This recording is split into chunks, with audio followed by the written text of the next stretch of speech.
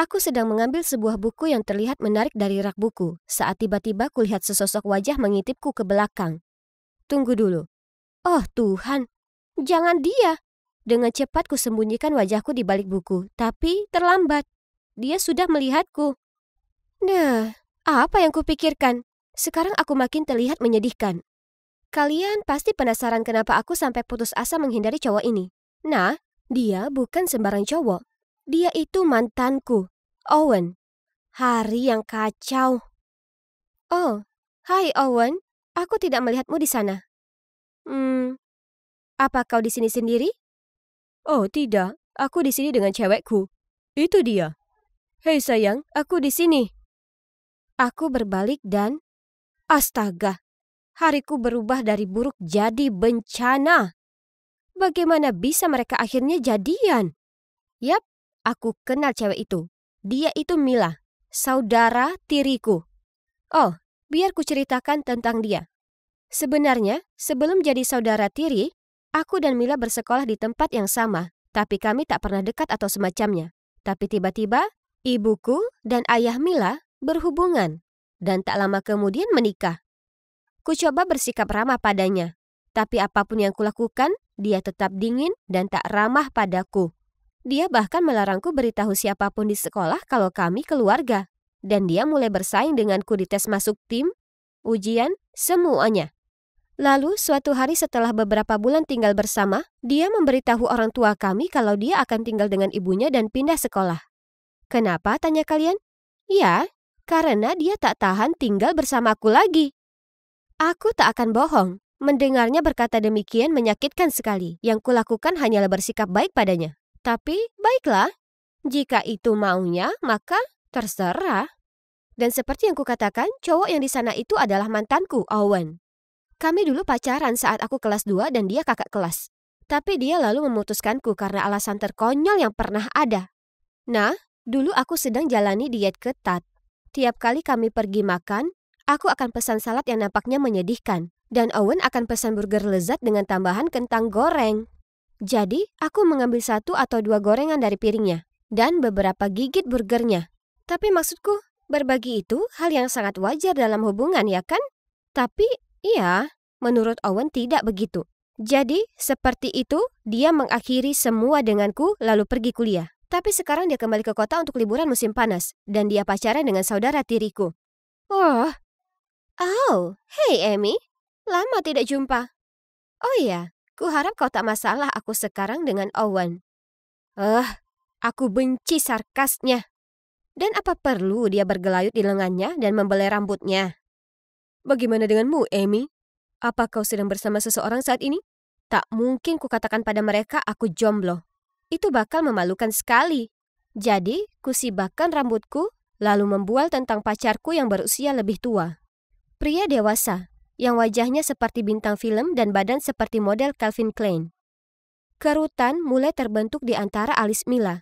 Hahaha, rasakan kau. Tapi kemudian, Owen tiba-tiba berkata, hebat, gimana kalau double date besok malam? Apa? Ide yang bagus, sayang. Aku mau bertemu pria beruntung yang mencuri hati saudariku. Ya Tuhan, mereka tak bercanda.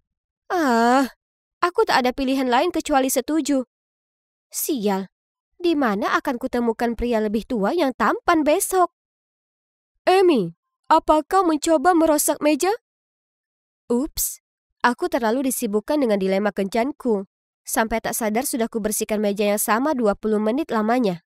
Hei, tapi tunggu. Kuperhatikan lebih dekat wajah manajerku. Jack itu tampan, lebih tua dariku, dan dia itu jomblo. Ya Tuhan, kutemukan pacar palsuku. Sekarang aku hanya perlu membujuknya. Tapi, dia jauh terlalu serius untuk menolong dalam situasi bodoh seperti ini. Aku tahu kalau dia sedang cari pacar sempurna. Karena tak sengaja ku dengar dia mengeluh tentang kencan-kencan bencana yang dia jalani. Isyarat untuk rencanaku yang sempurna. Setelah kami menutup kedai kopi, aku mengajukan diri untuk bersih-bersih supaya punya alasan tinggal lebih lama dengan Jack. Hey Jack, pacarku, Owen, punya adik yang pintar dan juga cantik yang ingin ku kenalkan kepadamu. Awalnya, dia tak tertarik. Jadi kutunjukkan padanya foto Mia yang paling cantik. Ya ampun, itu adiknya? Astaga, kenapa begitu kaget? Mila tak secantik itu. Terserahlah, paling tidak kudapatkan perhatiannya. Aku bertanya padanya apa dia mau pergi double date dan dia langsung setuju. Yes, jackpot. Jadi rencanaku berhasil. Tapi masalahnya, pacar palsuku ini mengira kalau dia akan kencan dengan Mila dan kalau aku bersama Owen. Padahal pada kenyataannya kami yang sebenarnya bersama. Tapi jangan khawatir, aku bisa mengatasinya. Ya kan? Jadi di double date kami semua pergi bowling. Jack langsung suka pada Mila dan berusaha membuatnya terkesan dengan keterampilan bowlingnya. Sedangkan aku payah sekali soal bowling dan terus diolok oleh Owen. Jadi, saat tiba gilirannya dan dia salah memprediksi lemparannya lalu melempar bola langsung ke parit, aku senang sekali balas menggodanya. Jujur saja, aku suka keluar bersamanya. Dan tolong, jangan mulai membahas wajahnya. Dia jelas makin tampan seiring berjalannya waktu. Tiba-tiba, giliranku lagi, dan Owen bertanya apa aku ingin dia tunjukkan padaku cara melempar bola bowling yang benar. Malu-malu aku mengiyakan. Jadi dia berdiri di belakangku, menyentuh tanganku dan perlihatkan padaku. Oh ya Tuhan, seluruh tubuhku bergetar. Dan bisa kurasakan kalau Owen juga tersipu. Tunggu dulu, kurasa aku masih punya perasaan untuknya. Mila tak pantas dengannya, dia seharusnya bersamaku. Secara keseluruhan double date itu sukses. Jack tak mencurigai apapun. Dan tak hanya itu, dia juga membantuku membuat Mila jauh dari Owen, jadi aku punya kesempatan untuk memenangkannya kembali. Tapi kemudian beberapa hari berikutnya, Jack bilang padaku kalau dia sangat suka Mila. Dan bertanya apa aku bisa mengaturkan kencan mereka. Tapi kali ini hanya mereka berdua. Apa? Dia sungguhan suka Mila? Tentu saja aku tidak bisa pasangkan mereka. Itu tak mungkin, karena Mila kan dengan Owen. Jadi dengan enggan kusarankan untuk double date lagi. Dia setuju, tapi kali ini dia bersikeras kami pergi makan malam romantis. Baik. Semuanya baik pada mulanya. Tapi Owen meletakkan lengannya ke Mila sementara Mila menyuapinya dengan kentang tumbuk miliknya. Aku melirik Jack dan melihat kebingungan di wajahnya. Aku harus cepat pisahkan mereka. Jadi ku minta Mila ikut ke toilet denganku. Oh, Owen cowok yang baik sekali. Dia sangat pengertian dan dia selalu perlakukan aku seperti putri. Dia sangat menyebalkan. Ya, bersenang-senanglah dengannya selagi bisa, karena dia segera jadi milikku lagi. Saat aku berjalan keluar dari kamar mandi, Jack lari ke arahku dan menyeretku ke sudut ruangan. Owen dan Mila bertingkah sangat aneh, apa menurutmu tak begitu? Apa kau sembunyikan sesuatu dariku? Apa? Aku tak akan begitu. Mereka hanya saudara yang akrab, itu saja. Oh, dan ngomong-ngomong, aku bicara ke Mila di kamar mandi, dan menurutnya kau pria yang hebat. Tentu saja, itu bohong besar. Andai aku ini Pinocchio, hidungku pasti sudah sepanjang pemukul baseball. Tapi paling tidak Jack percaya, karena dia terlihat senang sekali. Kami kembali ke meja dan melanjutkan makan malam yang sangat canggung ini. Tiba-tiba Owen dan Mila saling panggil Buttercup, Cutie Pie, dan panggilan norak lainnya. Aku dan Jack duduk di sana dengan wajah sangat canggung. Hei, Mila, kau dan Owen terlihat cukup dekat. Apa kalian selalu seperti ini? Tentu saja, kami tak pernah saling bosan. Ya kan manisku? Mila menatap Owen dengan mata manja lalu menciumnya di pipi. Ya, di pipi. Aku menoleh melihat Jack dan iya, dia terlihat ngeri. Tapi mungkin dia masih belum tahu kalau mereka bukan saudara. Siapa yang kubohongi? Tentu saja dia bakal tahu. Setelah double date itu, dia memakiku karena menipunya. Kujelaskan padanya kalau aku sangat suka Owen dan aku berusaha mendapatkannya kembali. Bagaimana denganmu? Apa kau suka Mila? Jack diam berpikir sejenak, kemudian mengangguk. Dia sungguh suka Mila, suka sekali. Jadi, kusarankan kami sebaiknya bersatu untuk membuat pasangan itu putus. Dan Jack setuju. Kukatakan ke Jack kalau Mila tertarik fotografi dan punya peralatan profesional. Jadi, dia mengirim pesan padanya bertanya apa dia bisa memotret kedai kopi untuk halaman online-nya. Dan Mila berkata ya. Sementara itu terjadi, aku menjelma jadi orang aneh dan membuntuti Owen. supaya aku bisa tak sengaja menabraknya di toko roti. Kemudian kami makan croissant dan membicarakan tentang masa lalu. Kukira akan menyenangkan menghabiskan seharian bersama Owen, tapi tidak. Sebaliknya, segera terasa membosankan, bahkan cukup menyebalkan. Ternyata, kepribadiannya tak berubah sama sekali. Dia terus menjauhkan makanannya dariku dan masih melontarkan lelucon yang sangat payah. Dengar ini. Kau sebut apa kopi yang sedih? Depresso. Hahaha. Sekarang aku menyesal membelikannya kopi itu. Mungkin harus aku berpikir ulang soal ini. Maksudku, apa aku mau cowok membosankan ini kembali? Kemudian dia bilang padaku berencana beri kejutan spesial untuk Mila. Dan dia ingin berdiskusi denganku sambil makan malam di rumahnya. Saat aku di dapur membantunya memasak, tiba-tiba dia bergerak maju dan berusaha menciumku. Hah? Apa? Aku sangat tersentak sampai kulemparkan wortel ke wajahnya. Oh Tuhanku, rencanaku sebenarnya berhasil dan Owen jatuh hati padaku. Bagaimana dengan Mila?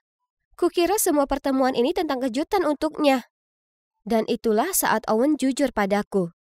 Dia tak punya rencana kejutan untuk Mila. Itu cuma tipu muslihat untuk membuatku kesini. Dan juga, ternyata waktu kami ketemu di toko buku juga bukan kebetulan. Owen sudah membuntutiku. Apa? Orang aneh. Dia juga tahu kalau Mila itu saudara tiriku. Jadi dia dengan sengaja bersamanya untuk membuatku cemburu. Amy, yang kucintai itu kamu. Selalu kamu. Apa? Mendengarnya mengatakan itu membuatku merinding. Nah, kini paling tidak satu yang pasti. Perasaan apapun yang kukira kurasakan padanya, sudah 100% menguap. Melepaskanmu kesalahan terbesarku. Kumohon kembalilah padaku. Mila tak berarti apapun bagiku. Aku tak peduli padanya sama sekali. Oh, wow. Owen benar-benar brengsek. Beraninya dia memanfaatkan perasaan Mila seperti itu. Wah, aku harus memperingatkannya. Tapi sebelum melakukan itu, aku harus keluarkan unek-unekku. Biar ku perjelas ini. Aku hanya pergi double date dengan kalian karena aku tak mau kalah dengan Mila. Bukan yang lain. Boleh ku ingatkan kamu kalau kamulah idiot yang memutuskan aku. Oh, dan lelucon-leluconmu sangat payah. Dan begitulah. Owen hanya berdiri di sana dengan tampang kebingungan. Lalu aku pergi. Aku langsung lari ke kafe di mana Mila berada dan mengutarakan semua kebenaran tentang Owen yang hanya memanfaatkannya untuk membuatku cemburu. Aku tak percaya kau melakukannya lagi. Apa yang kau maksudkan dengan itu? Jangan berlagak sok lugu. Kau mencuri pacarku, lagi. Hah? Apa yang dia maksud dengan lagi? Ternyata dulu, Mila naksir dengan Owen. Jadi, saat aku dan Owen mulai pacaran, dia jadi sangat marah. Dan itulah kenapa dia selalu dingin denganku. Aku tak tahu, aku bersumpah. Kalau aku tahu, aku tak akan pernah pacaran dengannya. Ah, hentikan saja. Aku tahu kau tak mau kalah denganku. Tinggalkan saja aku sendiri. Aku tak mau ada hubungan apapun denganmu. Aku menyerah. Bicara dengannya tak ada gunanya. Tapi kemudian Jack tiba-tiba angkat bicara. Mila, dia berusaha melindungimu. Jika dia tak peduli denganmu, maka dia akan biarkan kamu dengan si brengsek itu. Tapi tidak. Dia beritahu padamu kebenarannya meski dia tahu kamu mungkin bereaksi seperti ini. Karena itu yang dilakukan saudara. Mereka saling melindungi. Mila terdiam sejenak. Tapi kemudian sadar Jack benar. Jadi, kami duduk bersama lalu bicara serius dan panjang lebar. Ada tawa, tangis, dan banyak sekali minuman coklat panas. Tapi pada akhirnya, kami pun akhirnya bisa saling memahami satu sama lain. Jadi begitulah. Setelah semua drama itu, aku dan Mila kesampingkan perseteruan kami dan berbaikan. Awalnya, Mila agak sedih dengan apa yang Owen lakukan terhadapnya. Untung, Jack selalu menemaninya, dan segera Mila membuka hati untuknya, dan hubungan mereka meningkat. Dan kini mereka berpacaran. Hore! Sedangkan aku mungkin masih jomblo, tapi aku tak masalah dengan itu. Yang terpenting, setelah kebencian dan persaingan selama bertahun-tahun, aku dan Mila berbaikan. Aku tak punya pacar, tapi aku punya yang lebih baik. Kudapatkan saudaraku kembali. Terlalu banyak belajar dan kurang tidur membuatku merasa seperti zombie. Coklat akan membantu, ya kan? Jadi, dengan mengantuk aku jalan ke bawah. Hah? Kenapa seluruh keluargaku di sana dengan koper mereka? Apa kalian mau pergi ke suatu tempat? Ya, ke Colorado untuk liburan ski. Hah, itu keren sekali. Kau yang terbaik, Ayah. Tidak denganmu, Helen. Kau harus belajar. Dan ini adalah hadiah spesial untuk Christine karena menangkan beasiswanya. Apa? Jadi kalian akan meninggalkanku begitu saja hanya karena nilai yang tak berarti? Ini sangat tak adil. Terserahlah. Aku bahkan tak butuh mereka untuk pergi denganku. Shh. Kemarilah. Aku akan memberitahu kalian sebuah rahasia. Aku bisa pergi ke resort ski sendiri dan lebih bersenang-senang. Tapi bagaimana, tanya kalian? Ini disebut dengan lucid dreaming. Aku pertama kali mendengarnya lewat film yang paling populer, Inception. Dan sadar kalau aku mengalami hal yang sama sebelumnya. Sejak itu aku jadi ahli dalam hal ini. Jadi sebelum pergi tidur, aku hanya perlu menulis skenario di mana aku ingin pergi. Dengan siapa dan apa yang ingin kulakukan. Dan 3, 2, 1. Aku tertidur dan menjalani kehidupan terbaikku. Nyatanya, bisa dibilang kalau mimpi indah rancangan sendiri ini seperti pengobatan bagiku. Karena, jujur saja, kehidupanku yang sebenarnya membosankan. Tak peduli bagaimana beratnya aku berusaha, aku bukan tandingan bagi saudara tiriku, Christine. Di mata ayah dan nenek, anak dari seorang dokter di bidang fisika, dan juga cucu dari profesor sejarah, secara otomatis harusnya jadi ensiklopedia berjalan atau semacamnya. Tapi sayangnya, aku tak unggul dalam bidang akademis. Mereka perlakukan Christine seperti permata berharga, dan aku seperti batu tua membosankan. Tiap minggu biasanya dia dapat nilai sempurna atau memenangkan penghargaan. Lalu semua keluargaku menghujaninya dengan hadiah dan pujian. Sementara aku diperlakukan seperti orang asing di keluargaku sendiri. Memikirkannya saja membuatku ingin menjerit. Jadi, mereka ingin aku tinggal di rumah dan konsentrasi untuk ujian besok, Tidak, silakan berharap. Jadi sebaliknya, ku ambil penaku dan mulai menuliskan naskah mimpi yang luar biasa malam ini. Mari kita lihat. Itu benar. Roger yang menyebalkan itu berani dengan tega melempar permen yang kuberikan padanya ke sampah meskipun dia telah menggodaku. Dasar brengsek, aku pasti akan membalasnya malam ini. Berbaring di ranjang, ku pejamkan mataku dan mengulang kalimat. Aku akan mendapatnya keluar dari hidupku. Dan kalian tak akan percaya, dalam mimpi itu dia terus mengejarku seperti orang gila, tapi benar-benar ku abaikan dia. Helen, bangun, waktu hampir habis. Sahabatku Gabby menendang kursiku dan aku tersentak kaget. Oh tidak, tersisa hanya 5 menit. Dengan panik ku centang kertas dan segera menyerahkannya ke monitor. Hei, kamu tidak tidur atau bagaimana? Ya, aku begadang semalaman menulis naskah untuk mimpiku. Itu sepadan karena berhasil kubalas Roger. Bagaimana kalau kau dapat nilai jelek? Tak masalah, aku akan baik-baik saja saat pulang malam ini dengan mimpi indah dapat nilai A+. Tapi ternyata semua tak semudah perkiraanku. Sore itu, saat aku sampai di rumah, aku hendak menyelinap ke kamar untuk menulis naskah hebatku selanjutnya saat ada yang meraih tali tasku dan menarikku ke belakang. Itu nenek dan ayah, dan mereka berdua terlihat marah. Berapa lama lagi kau akan hidup seperti ini? Pendidikan itu penting di keluarga ini, tapi kau sepertinya tak peduli. Apa kau sadar minggu ini saja gurumu sudah menghubungiku 3 kali? Tapi ayah, aku tak suka dengan pelajaran membosankan itu. Aku hanya suka. Tak ada lagi menggambar atau menulis ceritamu yang konyol itu. Kau perlu fokus pada pelajaranmu atau kau akan berakhir menjadi orang yang tak berguna seperti... Ia tiba-tiba berhenti yang mana membuatku penasaran. Seperti siapa? Tapi tak satu pun dari nenek atau ayah yang berkata sesuatu. Mereka hanya beranjak pergi dengan meninggalkanku sendiri. Jujur, aku tak pernah ingin mengecewakan mereka seperti itu. Jadi kali ini akan kucoba yang terbaik supaya tak kecewakan mereka. Ayah, nenek, lihat, aku dapat B+ untuk ujian matematikaku. Tidak ada yang peduli. Ibu tiriku memeluk Christine dan melihatnya dengan mata berbinar. Putriku yang luar biasa. Aku tahu penghargaan murid teladan mudah sekali bagimu. Tidak seperti orang lain. Kemudian ia menoleh padaku dan bergumam. Helen, ayolah, kau permalukan dirimu sendiri. Itu memalukan. Wajahku lesu dan aku menahan tangis. Tapi aku berusaha sangat keras untuk mendapatkan nilai ini.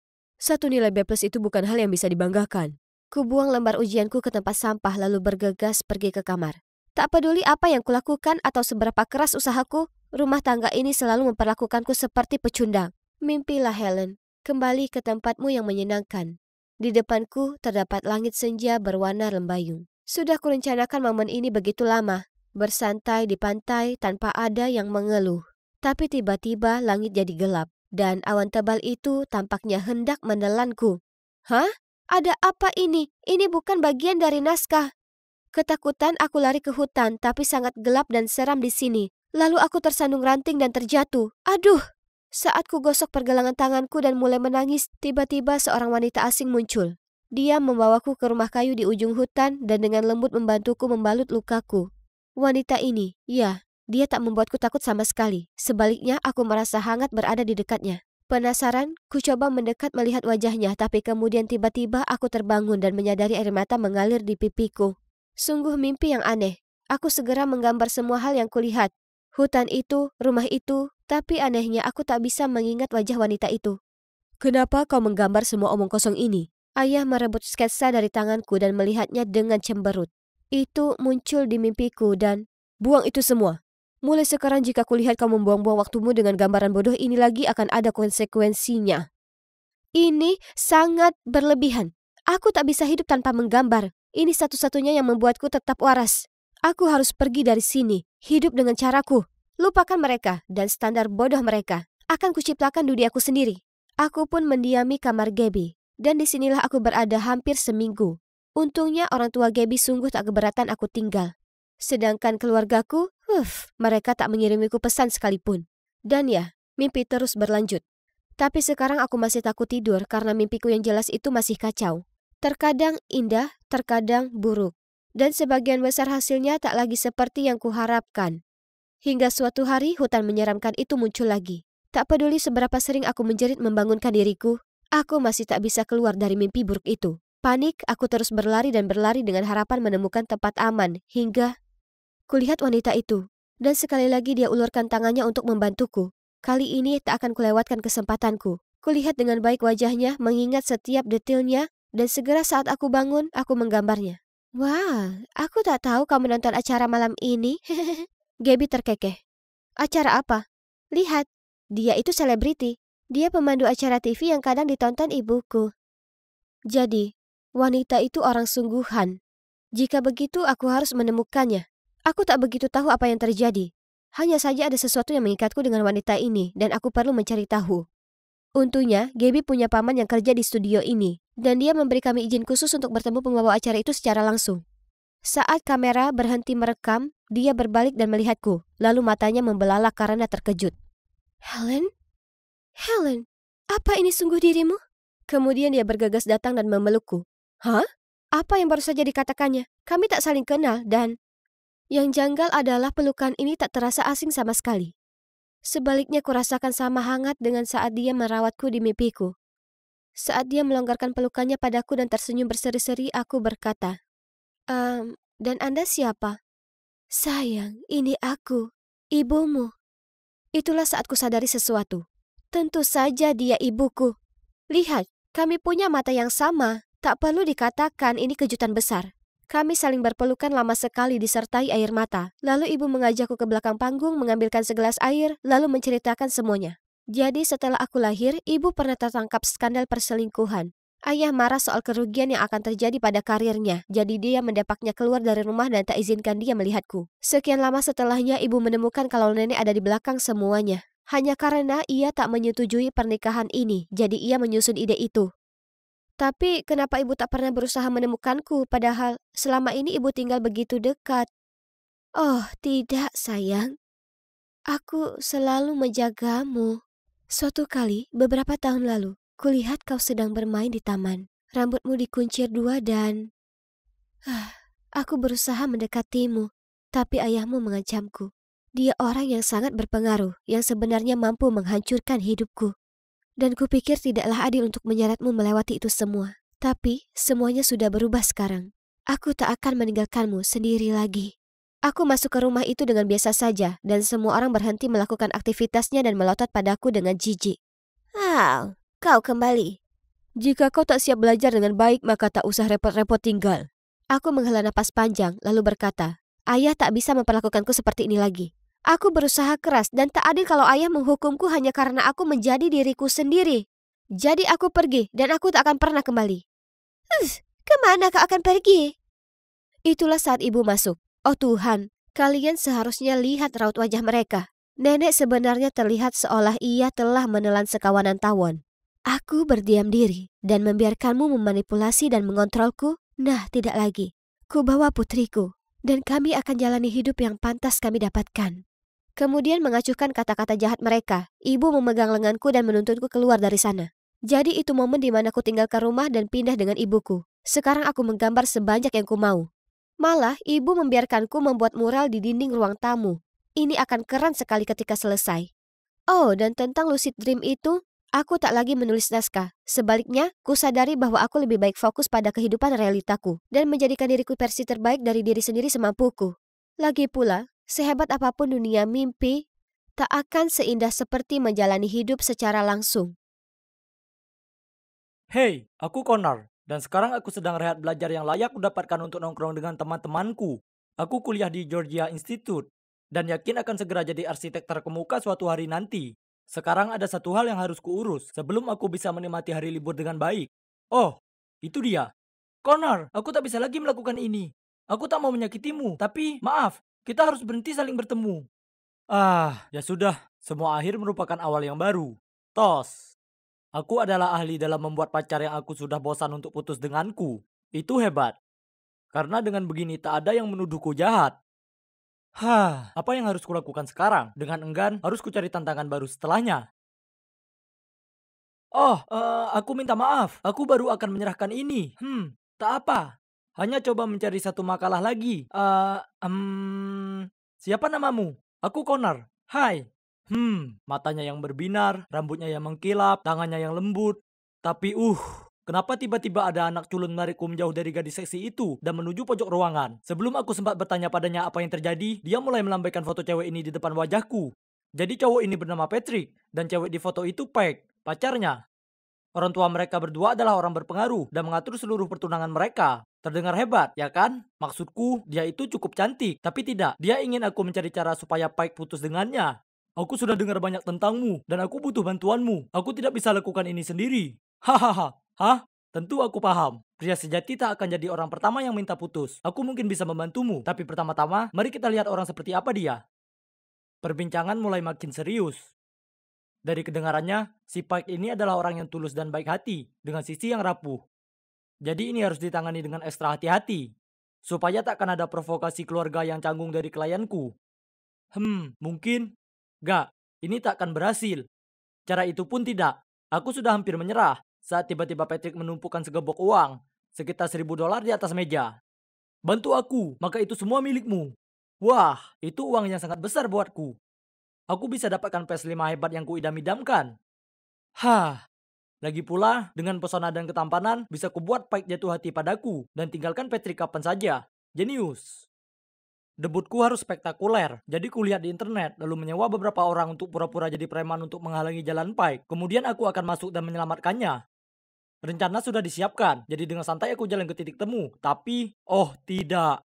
Siapa yang tahu kalau para pria itu preman sungguhan? Mereka mengancam kami, menyuruh kami serahkan semua barang milik kami, lalu memaksa kami pergi ke sebuah gedung terbengkalai. Oh Tuhan, $1.000 sangat tak sebanding dengan kehilangan nyawaku. Ya, aku memang takut, tapi insting merayuku muncul.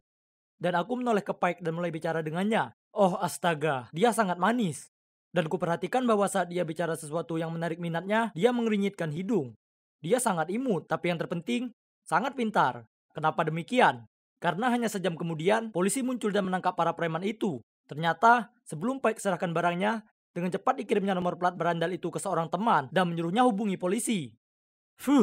Dan untung bagiku, berkat pertemuan takdir ini, aku dapat sedikit informasi tentangnya dan tahu kalau Pike sedang berencana belajar bahasa Spanyol untuk kuliah jurusan pariwisata di sana. Tapi ada satu hal yang lebih penting, yaitu, kurasa, aku naksir padanya. Dia tak seperti cewek kebanyakan yang kutemui sebelumnya. Aku ingin memenangkan hatinya, sungguh, bukan hanya karena rencana tersebut. Itu yang terbaik untuk kedua belah pihak. Patrick akan bebas dari Pike sesuai permintaan. Tapi Pike tak akan berakhir bertepuk sebelah tangan, karena dia akan punya pacar baru yang tampan di sisinya. Yap, itu aku, hahaha. Hanya ada satu masalah. Di semua keributan hari itu, aku lupa minta Pike nomor teleponnya. Ups, aku harus minta Patrick untuk itu, dan kemudian mengirim pesan padanya, tapi sayangnya tak kuterima balasan apapun. Aku harus pandai soal ini, jadi kuputuskan untuk pura-pura jadi tutor bahasa Spanyol. Ya, aku tak bisa bahasa Spanyol, tapi dengan pesonaku itu bukan masalah, ya kan? Kuciptakan profil mentereng dan kusuruh Patrick berpura-pura browsing dan tak sengaja menemukanku. Lalu menunjukkannya ke Pike. Dan ting, hola, yo soy Profesor Connor. Tapi tunggu, ampun. Andai saja aku belajar bahasa Spanyol lebih giat di SMA, karena sekarang kemampuan bahasa Spanyolku hanya sebatas kata-kata yang kuambil dari menonton maraton Money Heist. Jadi kusalin saja pelajaran bahasa Spanyol dari YouTube dan mengajarkannya ke Pike. Aku tak tahu apakah karena keterampilan mengajarku atau karismaku, tapi Pike sepertinya menganggapku jago. Tapi trik merayuku tak akan berjalan mulus. Aku tahu dia menyukaiku. Maksudku, siapa yang tak suka aku? Lagi pula dia memberiku tatapan imut dan tertawa dengan leluconku. Kedekatan kami tak dapat dipungkiri. Jadi saat kuulurkan dan kuletakkan tangan di atas tangannya, kurasakan ada percikan.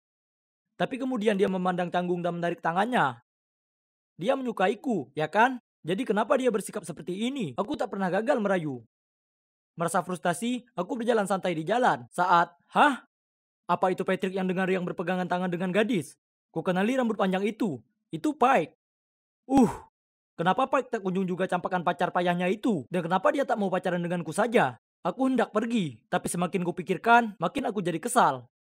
Jadi aku menyuap sedikit untuk menghampiri Pike dan berkata, "Kenapa kau tak bersama Connor? Kau pengkhianat." Jahat, Tapi hahaha, Patrick akan senang karena dia sekarang punya alasan sah untuk putus dengannya. Tapi saat gadis itu berbalik, kusadari kalau dia bukan Pike.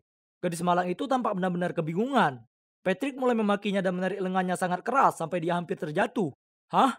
Di mana Patrick si culun? Dan itu sama sekali tak baik.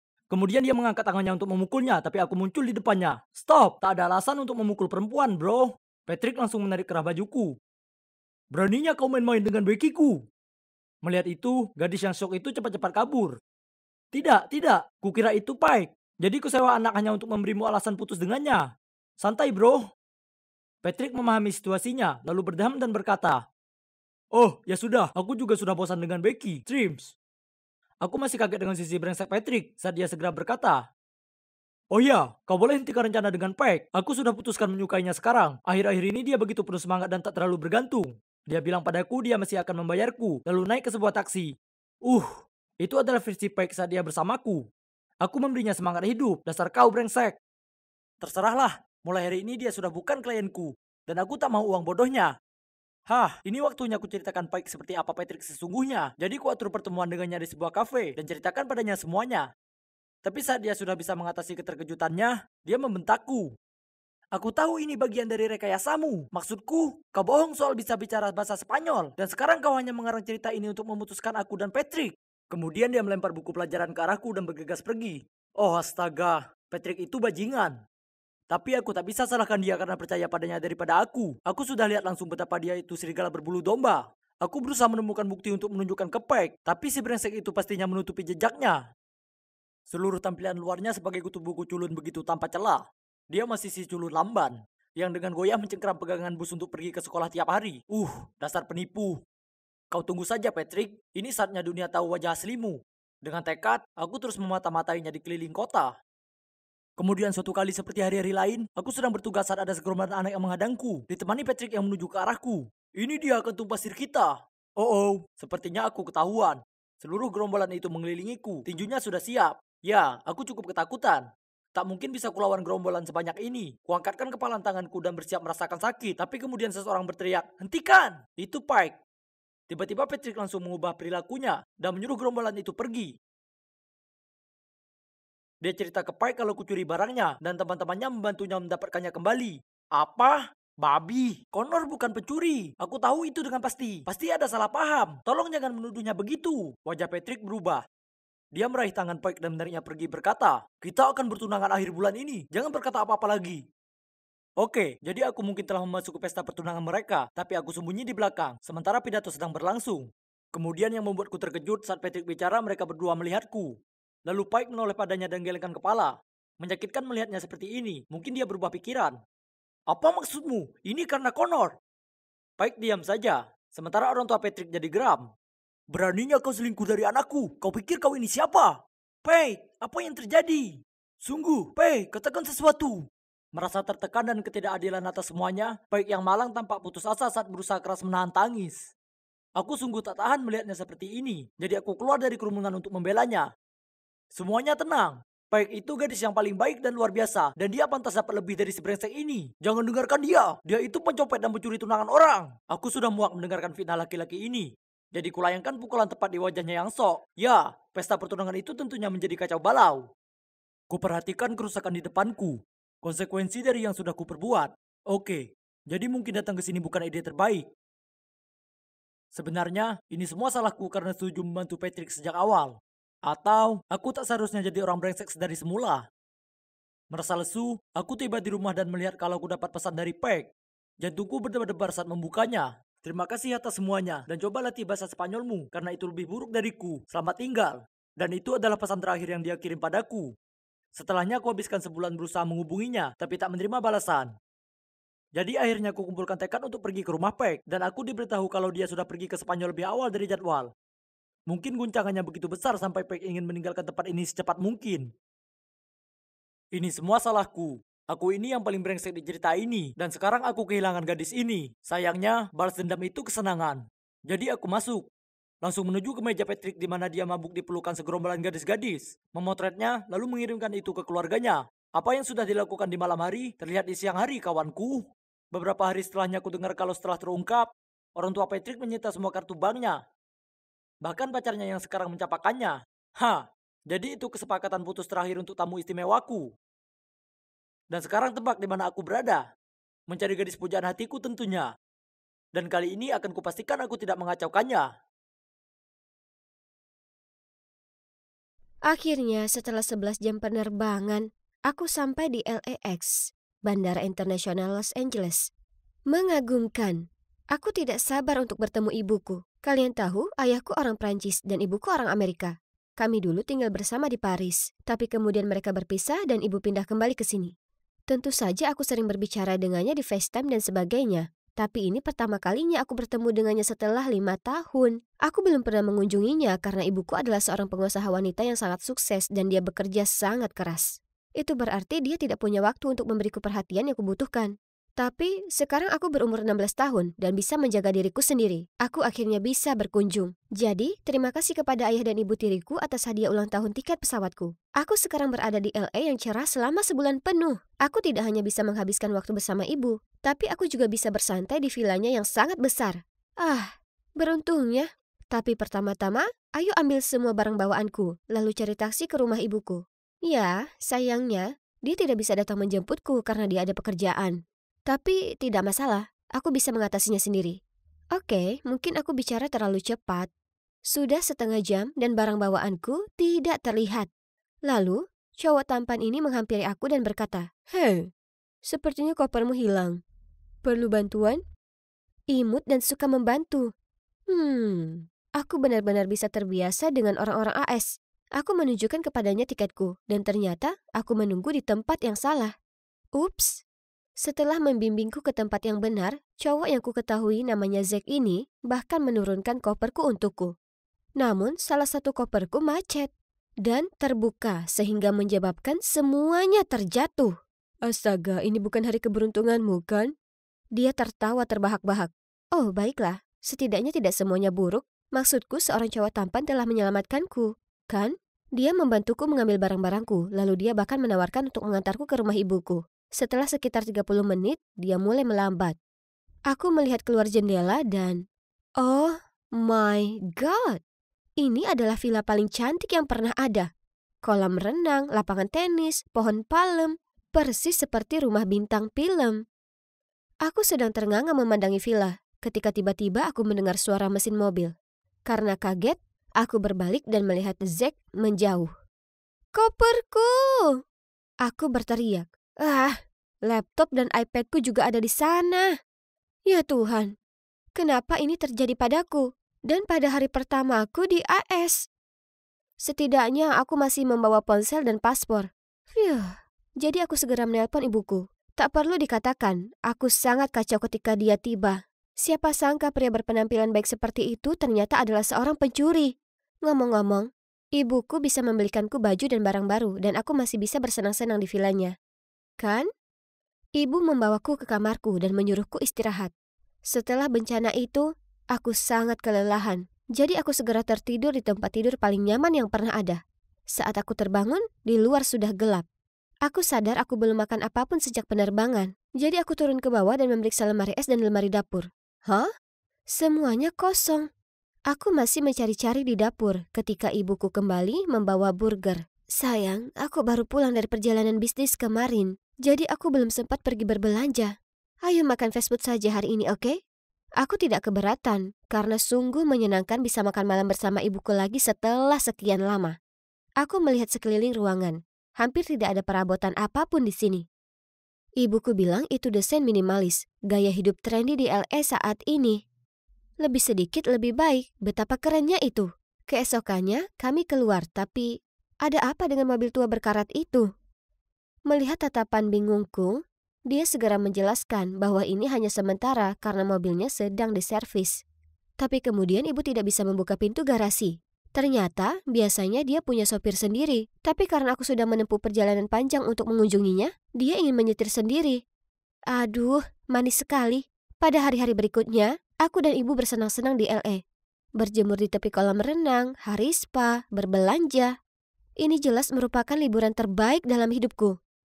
Setidaknya sampai pagi itu, aku dibangunkan oleh pertengkaran yang keras. Melihat ke bawah dari tangga, aku melihat ibu di ruang tamu bersama seorang wanita asing.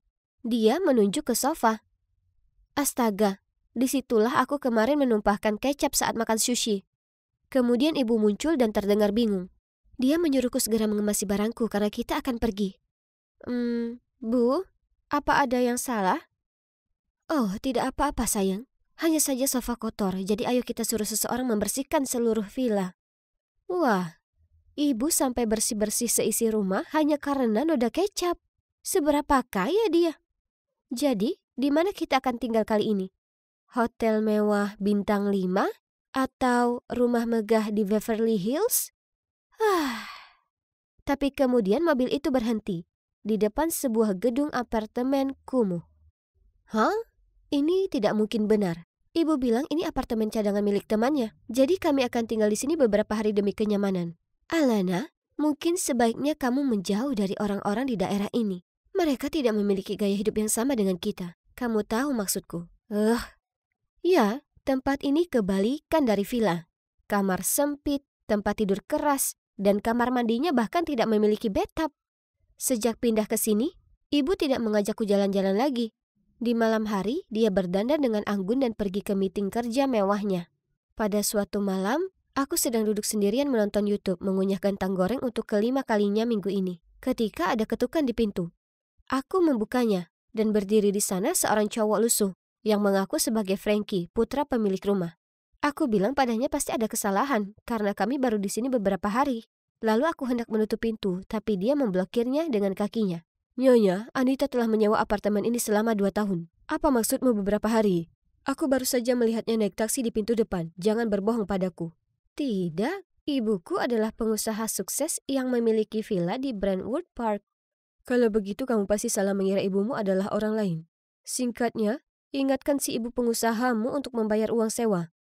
Lalu dia mencibir dan berjalan pergi. Beraninya dia mengatakan itu. Dan kenapa aku terus-menerus menemui orang brengsek? Ketika ibu kembali, aku menceritakan apa yang terjadi. Kupikir dia akan menganggapnya lucu atau semacamnya. Tapi tidak. Malah dia menjadi sangat marah. Kamu seharusnya tidak membukakan pintu untuknya. Sudah kubilang jangan bersosialisasi dengan orang-orang di sini.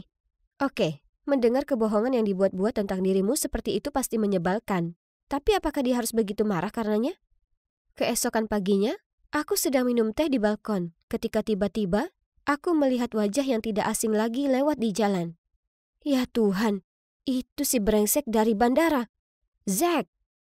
Pencuri itu! Teriakku sambil bergegas turun. Tapi sesampainya di sana, dia sudah menghilang. Aku masih gemas saat ada suara yang datang dari belakang. Apa yang kamu lakukan sambil berteriak sepagi ini? Aku berbalik dan melihat Frankie bersandar di dinding dengan tangan terlipat. Bukan urusanmu, penipu. Hah? Penipu?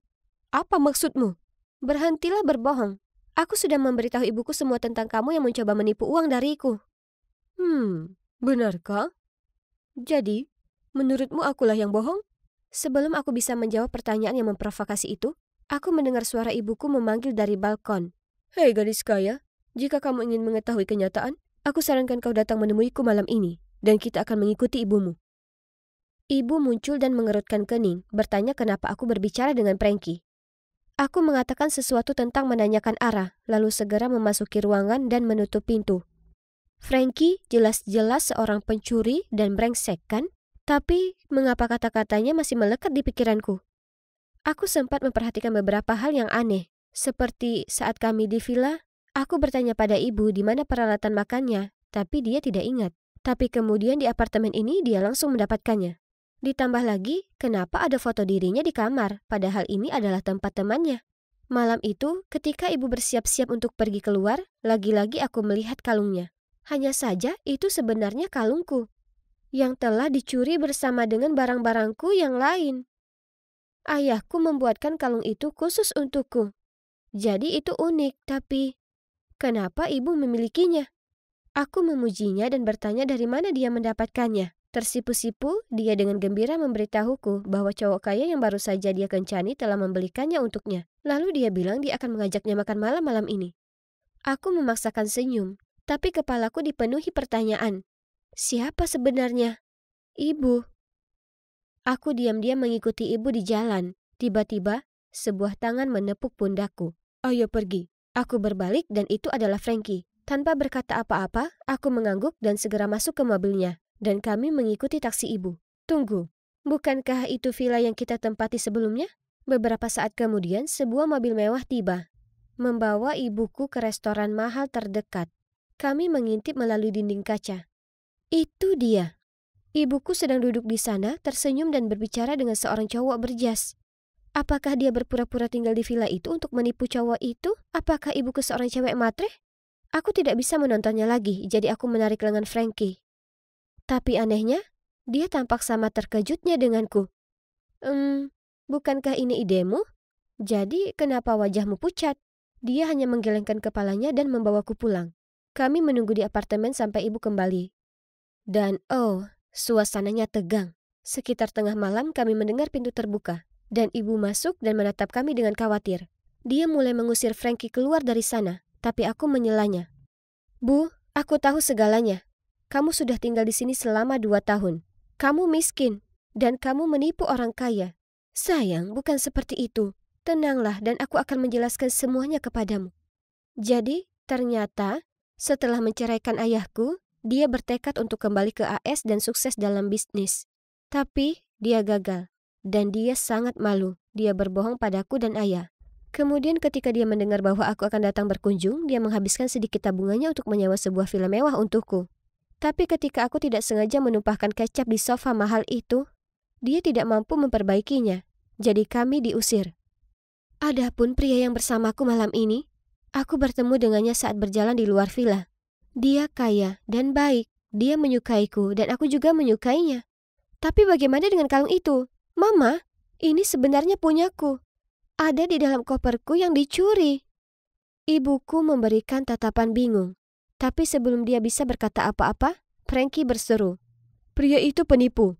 Aku dan ibu ternganga saat melihat Frankie yang menoleh ke arahku dan berkata, maaf, tapi menurutku kalian perlu tahu yang sebenarnya. Lalu Frankie memberitahu kami bahwa pria itu tidak lain adalah ayah Zack. Setelah mengantarku kembali ke villa, Zack mengira ibuku kaya. Jadi dia membujuk ayahnya untuk datang dan menggodanya. Tapi bagaimana kamu menggali informasi tentang orang-orang ini? Karena aku kenal Zack. Ketika aku melihat Alana mengejarnya, aku tahu dia telah mencuri darinya. Tapi dia temanku. Bagus, jadi kalian berdua berbohong padaku. Lalu aku bergegas masuk ke kamarku, mengunci pintu, dan menangis. Keesokan paginya ibu mengetuk pintuku, tapi aku mengabaikannya. Alana, aku paham kamu kesal padaku, tapi aku meninggalkan sandwich di sini. Jadi setidaknya tolong makan sesuatu. Aku benar-benar minta maaf. Aku cuma mau menjadi ibu yang sempurna untukmu. Kata-katanya membuatku terisak sekali lagi. Tak bisa kukatakan, dari lubuk hatiku yang terdalam, aku merasa kasihan padanya. Setelah itu, aku membuka pintu dan memeluknya erat. Lalu kami berdua saling berpelukan sambil menangis. Aku akan meninggalkan LA hari ini bersama ibu. Dia akan pindah kembali ke Prancis bersamaku, tempat dia bisa memulai segalanya dari awal. Saat aku sedang menyeret koperku ke taksi, Frankie muncul dan meminta maaf kepadaku. Aku hanya mengangkat bahu dan bilang itu tidak penting lagi. Maksudku, setidaknya pada akhirnya dia berterus terang dan menyelamatkan ibuku dari penipu itu. Hei gadis kaya, semoga berhasil. Dan jangan ragu untuk tetap berhubungan denganku. Jadi, bagaimana sekarang? Nah, ibu sudah kembali ke kehidupan Prancis. Dia memiliki pekerjaan baru dan apartemen mewah. Aku pergi dan tinggal bersamanya setiap akhir pekan dan senang akhirnya bisa menghabiskan waktu bersama dia yang sebenarnya. Setidaknya untuk Frankie, iya, kami saling mengirim banyak Snapchat. Jadi, oke, mungkin aku menyukainya. Aku berencana untuk mengunjunginya di musim panas. Semoga perjalananku berikutnya ke AS tidak segila perjalananku yang terakhir. Ya, ini aku, Kate. Ini lagi. Saat aku bertukar tempat dengan kembaranku agar tidak terjebak di sekolah musim panas yang mengerikan, aku tak menyangka akan berakhir tanpa uang sepeser pun dan harus bekerja di homestay tua yang berdebu. Tapi aku rasa tidak semuanya buruk karena aku bisa bertemu Bon. Jadi, bayangkan kekagetanku ketika aku mengetahui bahwa dia bukan hanya seorang anak kaya yang melarikan diri sepertiku, tapi aku juga memergokinya sedang jalan-jalan dengan Muah. Iya, diriku yang lain. Aku mempekerjakannya untuk berpura-pura menjadi aku, bukan bersama cowok yang aku suka. Sepertinya sudah waktunya untuk kembali ke kehidupan normalku. Nona, tanpa surat undangan aku tidak bisa membiarkanmu masuk. Apa kamu bercanda? Kenapa aku butuh undangan untuk masuk rumahku sendiri? Bagaimana mungkin mereka tidak mengenaliku? Tepat pada saat itu, Clara dengan anggun keluar dari mobil mewah dan memasuki rumahku. Aku berteriak padanya. Tapi saat melihatku, dia menatapku bingung. Lalu dia membisikkan sesuatu kepada penjaga keamanan dan langsung masuk ke dalam. Maaf, Nona Kate tidak mengenalmu. Silakan pergi. Hah? Beraninya dia. Dia bukan Nona Kate. Itu aku. Apa dia benar-benar berpikir dia bisa memperlakukanku seperti ini? Akan kutunjukkan padanya siapa si gadis kaya sebenarnya. Namun, ketika aku hendak pergi, aku melihat sekilas diriku di jendela mobil. Ya ampun, aku terlihat mengerikan. Rambut ikalku yang tadinya ikal, riasan wajahku yang sempurna, dan pakaianku yang glamor sudah tidak ada lagi. Malah aku memiliki kuncir kuda yang berminyak. Kulitku benar-benar kusam, dan aku mengenakan pakaian usang. Pantas saja penjaga keamanan tidak mengenaliku. Aku hampir tidak mengenali diriku sendiri. Baiklah. Betapa nyamannya kembali ke kamarku, berdandan lagi, dan mengambil kembali milikku. Bagaimana kamu bisa masuk ke sini? Ini kamarku. Ingat, aku bisa kabur sendiri. Jadi pasti aku bisa menyelinap kembali ke kamarku sendiri. Dengar, hei palsu. Misi sudah selesai. Saatnya kamu pergi. Misi apa? Kamu gila. Singkirkan tangan kotormu dari barang-barangku. Wow, sering-seringlah membenamkan dirimu dalam peran itu ya. Cukup. Sekarang kembalikan hidupku. Bagaimana jika aku tidak mau melakukannya? Beraninya kamu. Kamu pikir orang tuaku tidak akan mengenaliku? Mengingat aku telah berhasil menirumu selama sebulan penuh tanpa pertanyaan, aku meragukannya. Selain itu, mereka sedang dalam perjalanan bisnis selama sebulan di Dubai. Jadi, siapa yang akan membantumu sekarang, ya kan? OMG, dia sangat sombong, sulit diatur, dan menjengkelkan. Yang terburuk, dia mengingatkanku pada seseorang. Aku. Iya, aku yang dulu. Kenapa aku tidak menyadari sebelumnya betapa buruknya diriku sebenarnya? Mengabaikan wajah menantang Clara, aku mengeluarkan ponselku dan melakukan panggilan tatap muka ke orang tuaku. Mereka harus langsung mengenali bahwa itu aku, kan? Salah. Mereka menatap kami berdua kaget dan kebingungan. Tapi sepertinya mereka tidak bisa membedakan kami. Jadi mereka menyuruh kami berdua untuk tinggal di rumah untuk sementara waktu, sementara mereka membuat rencana untuk kembali. Sulitkah membedakan anak perempuan sendiri dengan anak udik? Tapi bagaimanapun juga, dia akan segera keluar dari sini. Keesokan paginya, kami kembali ke sekolah. Clara terlihat sangat kumuh dengan rok mini mungilnya. Astaga, ini bukan klub malam. Oh, Kate, kamu terlihat luar biasa. Di mana kamu membelinya? Itu dia. Teman-temanku pasti selalu bisa membedakan aku dari si tukang tipu. Tapi, tunggu dulu. Tidak. Mereka bergerak menuju Clara. Hah? Apa mereka benar-benar memujinya? Wow, ada Kate lain di sini. Tapi itu versi yang salah. Versi yang jelek. Rasa panikku bertambah ketika semua temanku dan Clara tertawa terbahak-bahak. Kalian tidak mengenaliku? Aku Kate yang asli, yang kalian semua idolakan. Pencipta tren di sini. Semua orang menatapku dengan bingung dan kemudian kembali ke Clara. Lihat penampilannya yang menyedihkan. Dia hanya mencoba menjadi tiruanku. Setelah itu, Clara dan teman-temannya pergi. Astaga, hanya butuh satu musim panas bagi Clara untuk berubah menjadi diriku. Kenapa tidak ada yang mengenaliku? Melihat Clara menjalani hidupku bersama teman-temanku membuatku gila. Aku sekarang dipandang sebagai versi peniru diriku sendiri. Aku tidak mungkin kalah dari penipu licik ini. Jadi keesokan harinya, aku memutuskan untuk menunjukkan kepada semua orang betapa karismatiknya aku. Bagaimanapun, bentuk bersifat sementara, tetapi kelas bersifat permanen. Dan segera, semua orang akan menyadari siapa Kate sebenarnya. Ya kan? Aku menunggu sampai Claire menyingkir. Lalu aku pergi ke kelompokku dan mulai mengingat kembali beberapa cerita lama kami yang hanya mungkin diketahui oleh diriku yang sebenarnya. Saat Clara kembali, dia terlihat geram.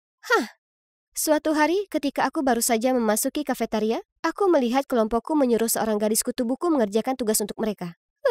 Ibumu adalah petugas kebersihan sekolah yang payah. Jadi kamu juga hanyalah anjing kami. Sekarang cepat, ambilkan kami saus tomat.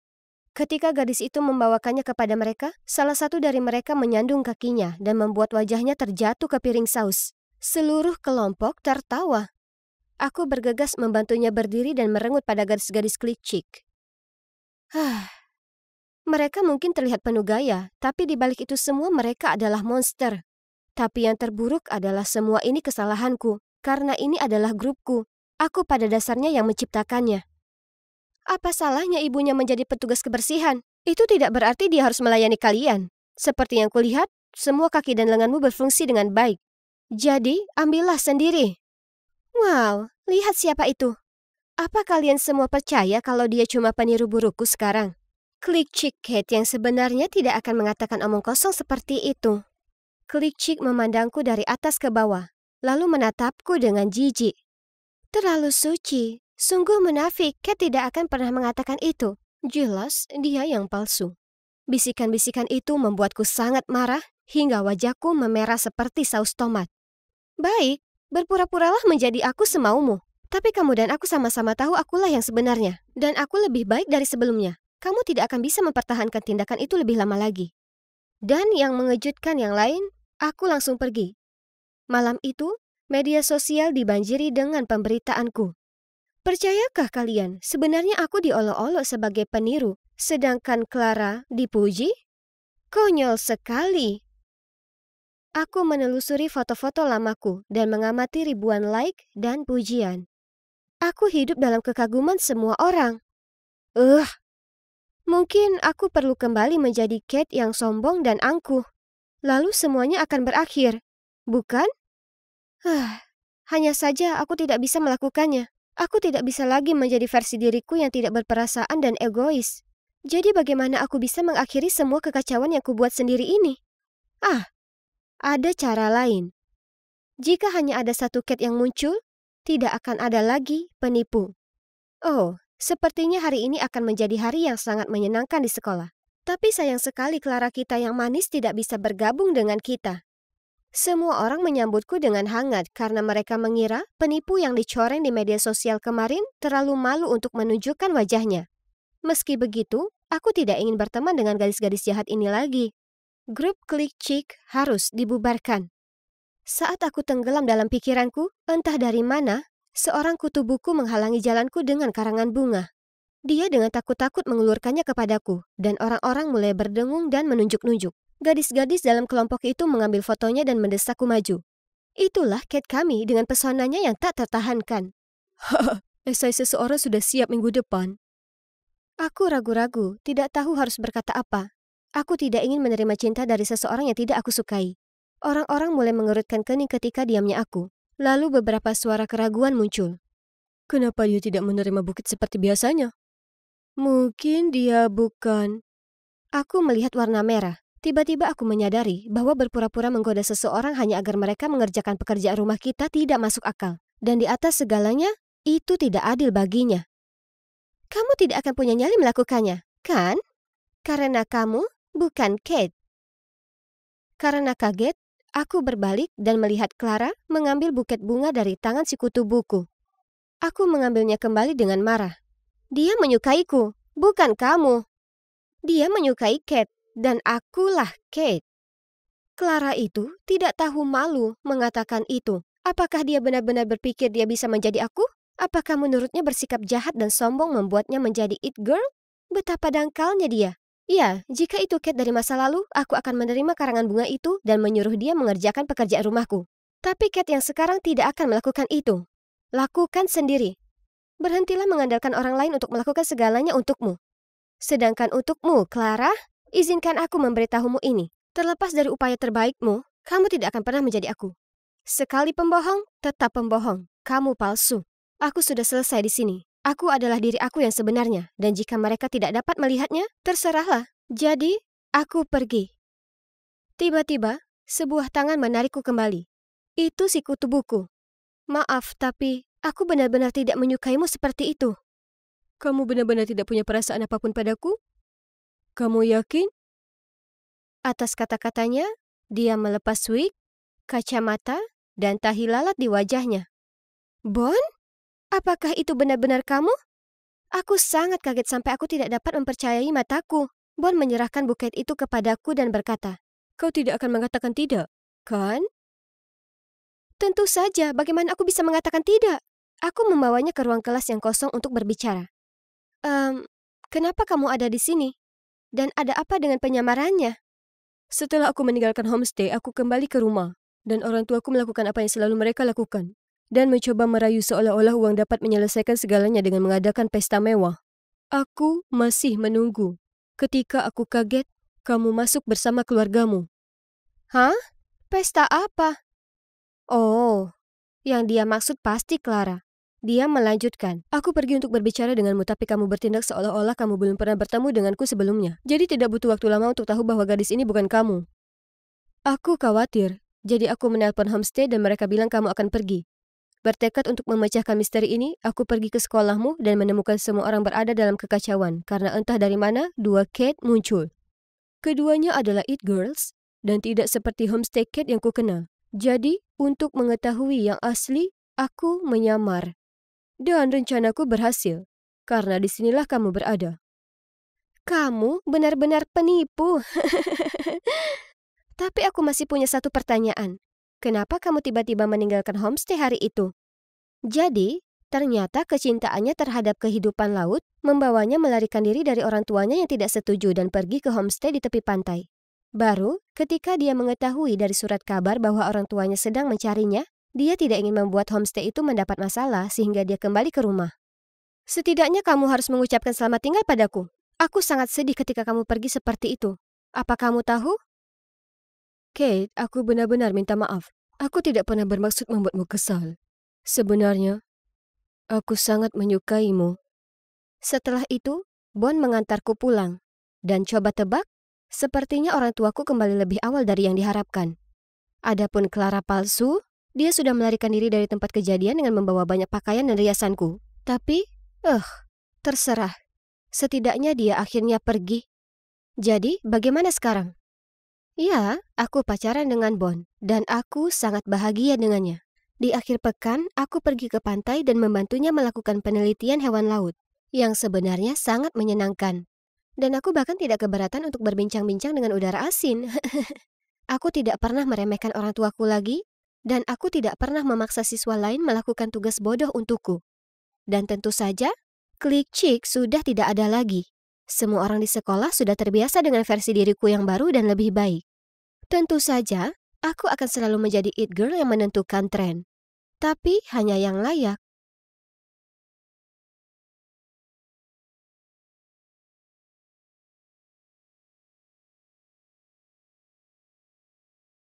Jadi ketua kelas yang mengagumkan sepertiku, artinya sudah jadi tugasku untuk menunjukkan ke murid pindahan baru, Willow, apa saja yang ada di sini. Jadi, jelas sebelah sini adalah kantin. Peringatan, jangan makan semurnya. Bleh. Kalau kau kesulitan mencari sesuatu, tanya saja padaku. Oh ya, aku belum pernah melihatmu sejak SMP. Apa kabar? Masih sama saja. Oke. Oh, kalian pasti bingung. Tapi sebenarnya aku sudah kenal Willow. Kalian tahu kami sekolah di SMP yang sama. Tapi jujur saja, kami tak pernah benar-benar bicara satu sama lain. Dia sepertinya masih saja pendiam seperti biasanya. Oh, dan ngomong-ngomong, aku Natalie. Bisa panggil aku Nat. Beberapa hari berikutnya, kulihat Willow selalu duduk di pojok kelas dan membuat doodle. Dia terlihat kesepian, jadi sebagai orang yang baik hati, kuputuskan untuk duduk dan ngobrol dengannya. Hai Willow, kaosmu bagus. Dia hanya tersenyum lemah lalu lanjut mencoret-coret. Canggung sekali. Yang paling baik yang bisa kulakukan hanya balas tersenyum bodoh lalu cepat-cepat pergi.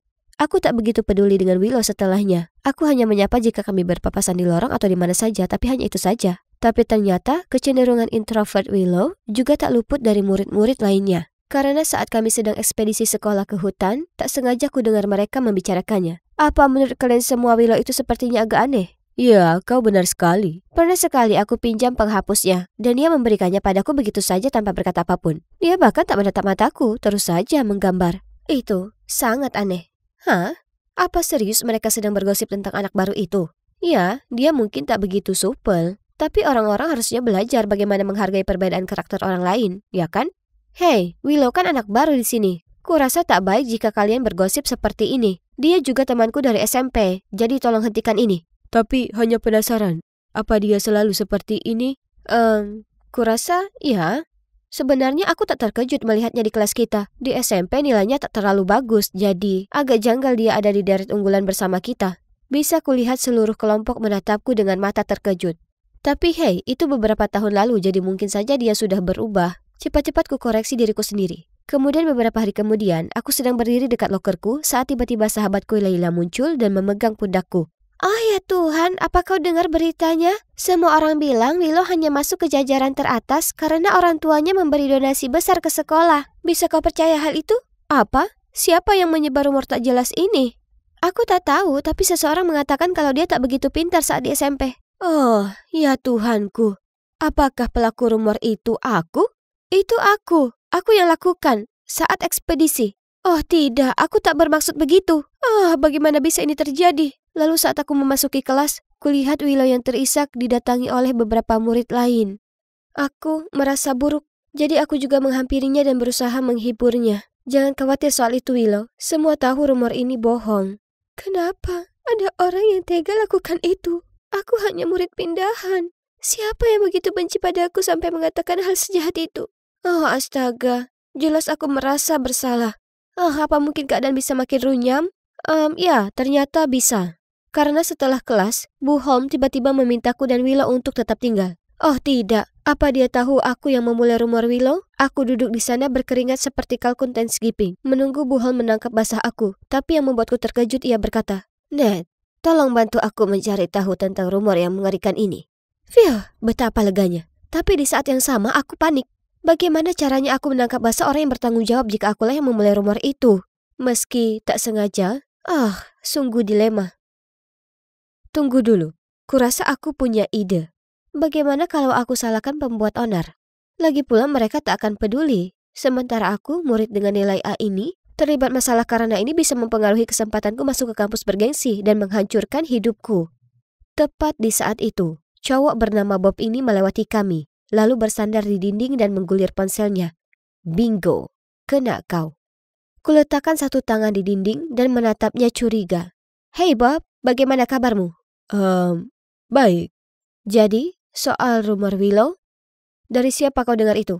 Bob hanya mengangkat bahu lalu lanjut menatap ponselnya. Apa kau yang lakukan? Mungkin kau bosan, jadi kau sebarkan rumor itu untuk mengganggu cewek baru itu? Aku benar? Atau bagaimana? Hanya saat itu Bob menatapku. Apa? Apa kau gila? Aku tak kenal si Willow ini. Lagi pula aku tak masuk minggu lalu karena sakit. Sekarang tinggalkan aku sendiri. Oh astaga, ini gagal total. Sekarang aku harus bagaimana? Aku perlu waktu untuk berpikir. Oke, jangan panik Nat.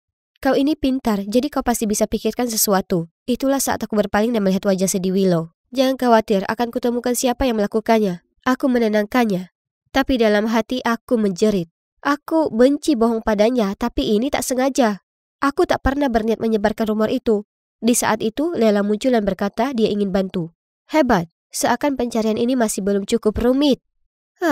Lela memberitahu kami kalau dia dengar rumor ini dari si culun Ben. Jadi kami semua melacak dan menanyainya. Tapi dia mendengarnya dari cowok lain, dan terus begitu sampai ada satu cewek yang bilang dia mendengarnya dari Ashley. Itulah saat aku ingat kalau Ashley ada di kelompok obrolan di ekspedisi itu. Oh tidak, aku harus mencegah pertemuan di antara kami. Jadi saat mereka melihat Ashley, aku membuat suara-suara aneh dan mengarang kalau aku sakit perut. Mereka masih akan menemuinya, jadi aku harus menjerit keras sekali seolah melahirkan. Di ruang UKS, aku terus menjerit seakan-akan aku sangat kesakitan. Suster mendiagnosa kalau itu bisa jadi usus buntu, jadi aku perlu segera dilarikan ke rumah sakit. Aku langsung berhenti berteriak segera saat mendengarnya dan berkata itu hanya karena aku sedang datang bulan. Phew, nyaris saja, tapi paling tidak aku berhasil hentikan mereka menginvestigasi Ashley. Ya, terlalu cepat kusimpulkan, karena tepat setelahnya Ashley masuk ke ruang UKS. Tapi syukur, dia tak menyebutku. Sebaliknya dia bilang Carl yang memberitahunya soal itu. Phew, untung bagiku. Carl absen hari ini, jadi perburuan harus berakhir di sini. Tapi sayang masih akan tetap berlanjut besok. Saat kami dengan lelah jalan keluar dari sekolah, aku melirik ke Willow dan melihatnya begitu sedih. Itu membuatku merasa sangat tak enak. Jadi untuk menebusnya, aku tanya apa dia mau makan sandwich. Tentu saja ku traktir dan dia mengiyakan. Sandwich itu sangat enak. Dan Willow tampaknya menikmatinya juga. Senang rasanya melihatnya lebih bahagia, jadi kuputuskan memperpanjang perjalanan kami dengan pergi ke mall. Willow terus saja melirik sebuah gaun, tapi harganya di luar jangkauannya. Jadi sebagai teman yang baik, kubelikan dia sebagai hadiah. Ya, setidaknya itu bisa kulakukan setelah semua yang kuperbuat padanya, ya kan? Tapi kemudian kuperhatikan ada yang aneh. Saat aku berdiri di konter untuk bayar itu, aku berbalik dan melihatnya menyeringai. Lalu saat melihatku memperhatikannya, dia langsung tersenyum dan berterima kasih padaku untuk gaun itu. Hah? Aneh sekali. Hari berikutnya perburuan rumor pun berlanjut. Kami menyudutkan Carl dan menanyainya, tapi dia tak ingat dari siapa dia mendengarnya. Lela menyuruhnya berpikir dengan hati-hati, tapi dia hanya mengangkat bahu dan bilang tak tahu. Lela jadi curiga, jadi dia langsung melaporkannya ke kantor kepala sekolah. Aku bahkan tak punya kesempatan untuk menghentikannya. Hal berikutnya yang ku tahu, kami dipanggil lewat pengeras suara dan disuruh pergi ke ruangan kepala sekolah. Kemudian, Carl mengaku kalau kemarin dia mendapat pesan anonim lewat Facebook. Mengatakan kalau orang itu berniat membayarnya jika setuju tak melaporkan nama yang memberitahu rumor itu. Ditunjukkannya pada kami ponselnya, tapi semua pesan dan akun pengguna sudah tak ada lagi. Itu benar, akulah pengguna anonim yang menghubungi Carl kemarin. Syukurlah, ku hapus pesan dan akun itu tepat waktu, tapi semuanya tak semudah itu. Kepala sekolah memutuskan untuk men-skors Carl karena menahan informasi. Akhirnya, rencanaku bekerja, tapi kenapa aku tak senang karenanya? Sebaliknya, aku merasa tak enak. Sangat tak enak. Menyalahkan seseorang karena kekeliruanku itu tak benar. Aku tak bisa lakukan itu ke Carl. Jadi, aku berdiri dan berseru. Itu aku selama ini. Aku yang mulai rumor itu. Tapi itu tak sengaja. Ya, begitulah. Skors selama 2 minggu. Sekarang, Willow menolak mendengar permohonan maafku dan semua orang menganggapku ini musuh. Hanya Lela yang tetap di sisiku dan tetap bersikeras ada hal lain yang perlu diungkap. Lalu beberapa hari berikutnya saat aku berusaha mengatasi kebosananku dengan keripik kentang dan maraton nonton Love is Blind, Lela mampir dan memberitahukan berita mengejutkan.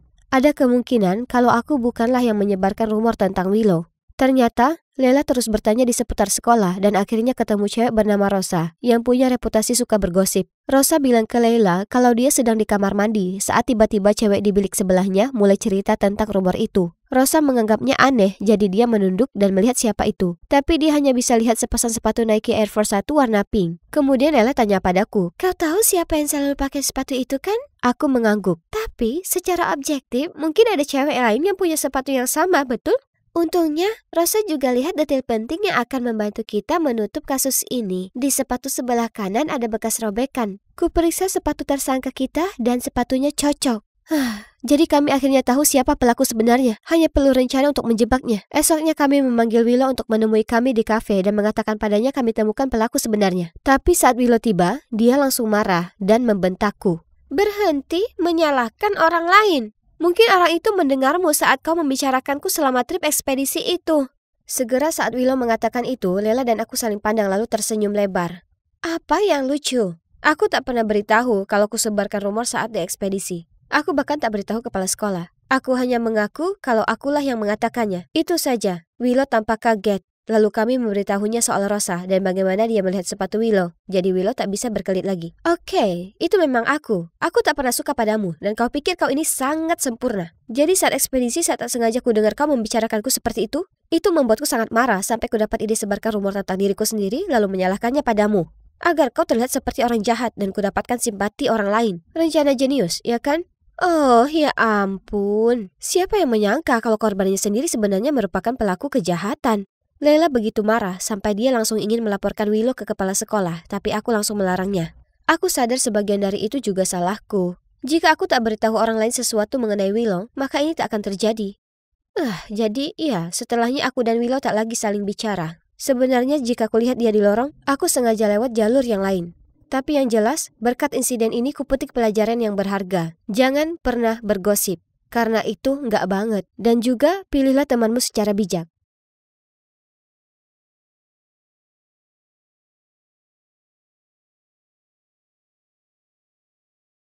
Aku sangat gugup. Ini sepertinya perasaan paling gugup yang pernah aku alami dalam hidupku. Aku bahkan tidak menyangka konferensi pers bisa seramai ini.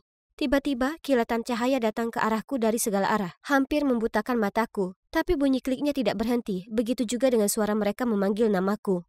Hazel, lihat sini! Sini, Hazel! Ya ampun, kenapa ini kacau sekali? Aku mulai panik, jadi aku lari. Tapi aku baru mengambil beberapa langkah, buk. Oh, sepatu hak tinggi bodoh ini. Oh, hai, aku tidak melihatmu di sana. Baiklah, jujur saja agak sulit melihat siapapun dari sudut ini. Kemudian dari segala arah, para wartawan berdatangan seperti burung nasar yang kelaparan, mencoba memotretku. Aku masih bingung dan tidak tahu harus berbuat apa ketika... Semuanya, tolong beri dia ruang. Apa kamu baik-baik saja? Robert, ayah angkatku, membantuku berdiri. Permisi, ini pertama kalinya dia menghadiri acara yang ramai seperti ini. Jika kamu tidak keberatan, kami akan membantunya menjawab pertanyaanmu. Phew, aku akhirnya lolos dari kekacauan. Atau begitulah yang kupikirkan. Begitu sampai di dalam rumah, Robert berteriak, Pamela, yang membuatku ketakutan dalam hidupku. Bukankah aku sudah memberitahumu untuk mengajari Hazel sopan santun? Bagaimana kamu bisa membiarkan dia mempermalukan dirinya sendiri di depan publik seperti itu? Pamela tampak malu dan terus membungkuk dan meminta maaf, namun Robert tetap saja marah. Jika ini terjadi lagi, sebaiknya kamu mengemasi tasmu dan keluar dari sini. Aku merasa sangat bersalah. Itu semua karena aku sehingga dia dimarahi seperti itu. Tapi aku telah melakukan yang terbaik. Jelas itu tidak cukup baik. Aku mencoba melupakannya. Tapi besoknya Pamela membangunkanku. Dia memberiku jadwal dan memberitahuku bahwa mulai sekarang aku tidak perlu berangkat ke sekolah. Dan sebagai gantinya seorang tutor akan datang untuk mengajariku di rumah. Apa? Kenapa tiba-tiba? Tanyaku pada Pamela dengan kaget. Itu karena kejadian kemarin, wali kota telah memutuskan kalau kamu harus meluangkan lebih banyak waktu untuk mempelajari etiket yang diperlukan. Apa kamu serius? Dia tidak bisa mengurungku begitu saja di sini. Mustahil. Hazel, dengarkan, kamu harus bersyukur bahwa kamu diadopsi di rumah ini. Ingatlah semua yang telah dilakukan Tuan Cornelius untukmu dan patuhi apa yang aku katakan. Apa kamu mengerti maksudku? Menatap mata Pamela, aku tahu aku tidak punya pilihan selain setuju. Hari upacara pembukaan balai kota akhirnya tiba, dan aku harus meninggalkan rumah untuk pertama kalinya dalam sebulan. Sebulan penuh. Sekarang adalah momen yang sebenarnya. Di mata publik, aku telah sepenuhnya berubah menjadi wanita bergengsi. Ketika Robert mulai berbicara pada upacara tersebut, dia mengumumkan penggalangan dana amal untuk panti asuhanku. Dengan harapan anak-anak sepertiku akan diberi kesempatan untuk menjalani kehidupan yang lebih baik. Mendengar pidatonya, aku hampir tidak bisa menahan air mata. Aku sedang duduk di samping ibu angkatku, Eleanor. Jadi aku berbalik untuk memeluknya erat-erat. Tiba-tiba semua mata tertuju padaku, dan sepertinya aku akhirnya melakukan sesuatu yang benar. Aku tersenyum pada Robert dan kami berdua menitikkan air mata. Mungkin Pamela benar. Aku sungguh beruntung telah diadopsi oleh orang-orang baik seperti mereka. Namun, begitu kami tiba di rumah, segalanya berubah. Orang tuaku terdiam dan pergi ke kamar mereka, meninggalkanku sendirian. Mana pujianku? Aku telah melakukannya dengan sangat baik. Kenapa mereka tidak senang? Hari-hari berikutnya mereka masih memintaku untuk bergabung dengan acara mereka. Jadi kurasa aku telah melakukan pekerjaan dengan baik. Dan ketika media dan masyarakat ada di sekitarku, mereka semua bersikap sensitif dan penuh kasih sayang terhadapku, terus-menerus memujiku. Kami pasti terlihat seperti keluarga yang sempurna. Namun begitu kami tiba di rumah, mereka mengabaikanku. Dan jika mereka ingin memberitahuku sesuatu, mereka akan meminta Pamela untuk berbicara denganku. Aneh sekali. Sebenarnya aku mulai merasa sangat kesepian dan tertekan. Dan meskipun aku hidup dalam kemewahan, aku merindukan panti asuhan. Suatu hari, Putri Pamela, alias satu-satunya teman yang aku punya di rumah besar ini, Paisley, melihat betapa kesalnya aku dan bertanya, "Hei, jadi kenapa kamu setuju untuk pindah ke rumah ini? Kamu jelas tidak senang di sini." Paisley mengerti perasaanku. Dia seumuran denganku, jadi kami berada pada gelombang yang sama. Aku gugup untuk menceritakan perasaanku padanya, tapi aku tahu dia akan mengerti, jadi aku menceritakan semua padanya. Masalahnya aku sebenarnya punya saudara perempuan, dia baru berusia 8 tahun, dan namanya Amber. Itulah sebabnya aku merindukan panti asuhan. Dia masih di sana. Dia menderita penyakit jantung bawaan, jadi setelah orang tua kami meninggal, panti asuhan tidak mampu membayar biaya rumah sakitnya. Ketika keluarga wali kota memutuskan untuk mengadopsiku, aku menolak karena aku tidak mau meninggalkan Amber sendirian. Tapi kemudian Robert menawarkan untuk membayar perawatan medisnya jika aku setuju, dan ya, sisanya tinggal sejarah. Aku tidak bisa pergi begitu saja. Jika aku melakukannya, apa yang akan terjadi pada Amber? Oh, Hazel, aku tidak tahu. Aku minta maaf, tapi aku harus jujur padamu. Suatu kali aku dengar Robert dan Eleanor berkata bahwa kamu adalah gadis yang sempurna untuk memainkan peran ini. Hah? Peran apa? Itu berarti, apakah mereka memanfaatkanku untuk sesuatu? Itu tidak masuk akal. Tapi kata-kata itu terus melekat di pikiranku sampai suatu kali Eleanor memintaku untuk bergabung dengannya di acara amal, yang menurutnya akan disiarkan di televisi. Tugas kami adalah menyiapkan makanan buatan sendiri dan membagikannya kepada para tunawisma. Aku sangat bersemangat, tapi saat aku masuk ke dapur kami, aku menemukan para koki telah memasak semuanya sebelum kru syuting tiba. Aku sangat kecewa dan bertanya kepada Eleanor tentang hal itu. Dia hanya tertawa dan berkata, "Ah, tidak. Sayang, tugas kita hanya tampil cantik dan anggun di depan kamera." Lalu sebelum membagikan makanan, dia memberiku sepasang sarung tangan dan berkata, "Jangan sentuh tangan mereka, oke? Mereka kotor." Ya ampun, bagaimana bisa dia mengatakan hal seperti itu? Oh, lalu aku tersadar. Aku mengerti apa yang dikatakan Paisley sekarang. Kasih sayang dan kebaikan yang ditunjukkan keluarga Cornelius kepadaku sebenarnya hanya untuk pamer. Semuanya hanya untuk memenangkan hati penonton alias publik, meskipun ini adalah wajah mereka yang sebenarnya. Aku harus melakukan sesuatu mengenai hal ini. Aku tidak bisa membiarkan mereka terus menipu publik seperti ini. Jadi ketika Eleanor pergi ke kamar mandi dan melepas sarung tangannya, aku segera mengambilnya dan membuangnya ke tempat sampah. Ketika kami keluar, seorang pria tunawisma mendekatinya untuk mengungkapkan rasa terima kasihnya dan meminta untuk berjabat tangan. Tentu saja dia mencoba untuk menolak. Tetapi pada saat itu kamera mengarah ke arahnya, jadi dia tidak punya pilihan lain selain menyerah. Dan tahukah kalian, pria itu tidak hanya menjabat tangannya, dia bahkan menarik Eleanor untuk masuk ke dalam pelukan eratnya. Aku tidak bisa menahan tawaku melihat betapa bingungnya dia. Layani dia dengan benar. Setelah itu, Eleanor meraih lenganku dan menyeretku ke sudut yang sunyi. Lalu dia berkata, "Kamu yang melakukan ini, kan?" Aku pura-pura tidak mengerti apa yang dibicarakannya, dan ini justru membuatnya semakin marah.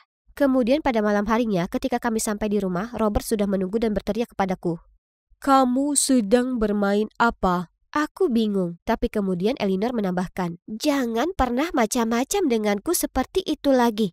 Sekarang dengarkan baik-baik, apa kamu tidak merindukan adikmu? Apa kamu tidak penasaran apakah dia baik-baik saja atau tidak? Benar, kamu sebaiknya berperilaku dengan sopan mulai sekarang, nona muda. Aku sangat terguncang dengan apa yang mereka katakan. Aku bahkan tidak ingin meninggalkan kamarku. Bagaimana jika terjadi sesuatu pada adikku? Lalu tiba-tiba Paisley naik melalui jendela ke kamarku. Begitu aku melihatnya, aku langsung menangis. "Paisley, tolong aku dengan masalah ini. Aku ingin kamu pergi ke panti asuhanku dan memeriksa Amber dan melihat apakah dia baik-baik saja." Beberapa jam kemudian Paisley kembali terengah-engah. "Adikmu, dia tidak melakukannya dengan baik." "Apa? Tapi, bukankah dia sudah menerima uang untuk pengobatan bulanannya?" Paisley menggelengkan kepalanya. "Para biarawati di sana mengatakan mereka belum menerima 1 sen pun sejak kamu pergi. Sekarang Amber hampir tidak bisa bertahan." Kata-kata Paisley menghancurkan hatiku. Mereka berdua telah membodohiku selama ini. Dan sekarang nyawa adikku berada di ujung tanduk. Aku harus menuntaskan masalah ini. Aku berjalan melewati kantor Robert dan saat itulah aku mendengar seseorang berbicara. Penasaran, aku mengintip ke dalam dan melihat sekelompok pria paruh baya duduk mengelilingi meja. Satu pria angkat bicara. "Hei Robert, hari pemilihan akan segera tiba. Apakah gadis kecil itu masih melakukan pekerjaan dengan baik?" "Oh, jangan khawatir tentang dia. Dia hanya anak kecil yang konyol. Dia percaya apapun yang kukatakan padanya, terutama tentang adiknya yang sakit." Robert menyeringai. Beraninya dia berbicara tentang adikku seperti itu. Aku harus melakukan sesuatu. Aku tidak bisa membiarkan pria kejam ini terus membodohi semua orang seperti yang dia lakukan padaku. Jadi aku mengeluarkan ponselku dan mulai merekam. Omong-omong, berapa banyak uang amal yang kita dapatkan sejauh ini? $100.000. Dan ruangan itu dipenuhi dengan pujian. Tuan-tuan, pada saat pesta penutupan amal akhir pekan ini, kita seharusnya mendapatkan hampir $500.000 untuk kampanye pemilu. Begitu aku menang, bisnis kalian akan terus dikurangi pajaknya selama 4 tahun ke depan. Aku harus menutup mulutku agar tidak terengah-engah. Jadi selama ini dia mengeksploitasiku dan panti asuhan karena korupsinya. Astaga, aku sangat bodoh sekali sampai jatuh ke dalam perangkapnya. Tiba-tiba ponselku berbunyi. Siapa di sana? Robert berteriak dan bergegas ke pintu. Oh tidak. Karena panik aku berlari, tetapi tidak cukup jauh sebelum aku tersandung dan telepon terlepas dari tanganku. Robert dan anak buahnya menyusulku, mengangkat telepon dan menghapus semua bukti yang aku punya. Mereka bahkan mengambil telepon dariku. Dia menoleh ke arahku dan berkata, "Aku sudah memperingatkanmu, kan?" "Kamu pembohong!" aku berteriak. "Kamu belum membayar sepeser pun untuk pengobatan adikku." Robert mengeram. "Siapa yang memberitahumu?" Tapi yang dia punya hanyalah jawabanku yang terdiam dan tatapan marahku. Marah, dia menyeretku kembali ke kamarku. "Pembantu, bawakan aku kunci kamarnya." Dan kemudian dia mengurungku di dalam. Sampai hari penutupan pesta amal tiba, di mana mereka akan mengumumkan jumlah uang yang telah mereka kumpulkan. Hari itu, semua staf keluar dari mansion. Tiba-tiba aku mendengar pintu dibuka. Karena panik, aku bersembunyi di balik lemari. "Hazel, kamu di mana?" "Oh, itu hanya Paisley." Dia menemukan cara untuk menyelinapkanku keluar dari mansion dan menyuruhku untuk langsung lari kembali ke panti asuhan. Tapi tidak, pertama-tama aku harus mengungkap rubah tua yang licik itu, Robert. Untung saja, sesampainya di acara tersebut, Robert sedang memberikan sambutan. Aku segera berlari ke atas panggung, mengambil mikrofon dan memberitahu semua orang tentang rencana jahatnya. Tapi aku bukan tandingannya. Sebelum aku bisa menyelesaikannya, petugas keamanan menyeretku keluar panggung, dan Robert sudah mengendalikan situasinya. Hadirin sekalian, aku sangat menyesal atas kelakuan putriku. Alasan kenapa kami memutuskan untuk mengadopsi dia adalah karena dia sakit jiwa. Sejak dia datang ke rumah kami, dia menjadi lebih baik. Tapi, seperti yang bisa kalian lihat, tadi dia sedikit kambuh.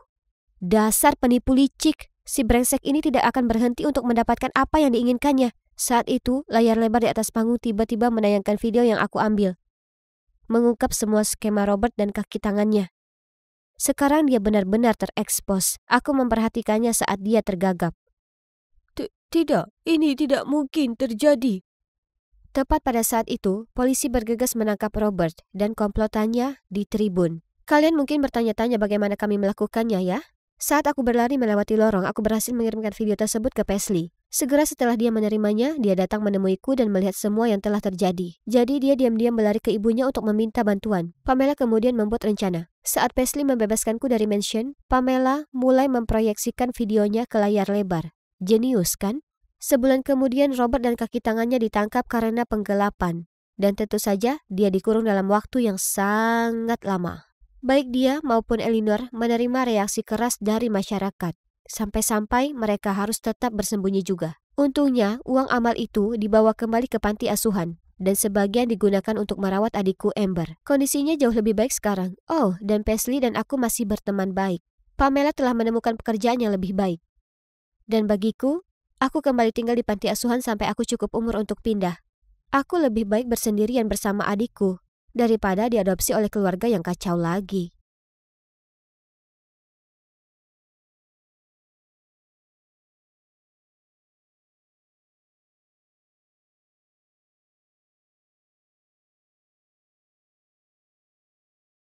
Dia sangat cantik, seperti Barbie di kehidupan nyata.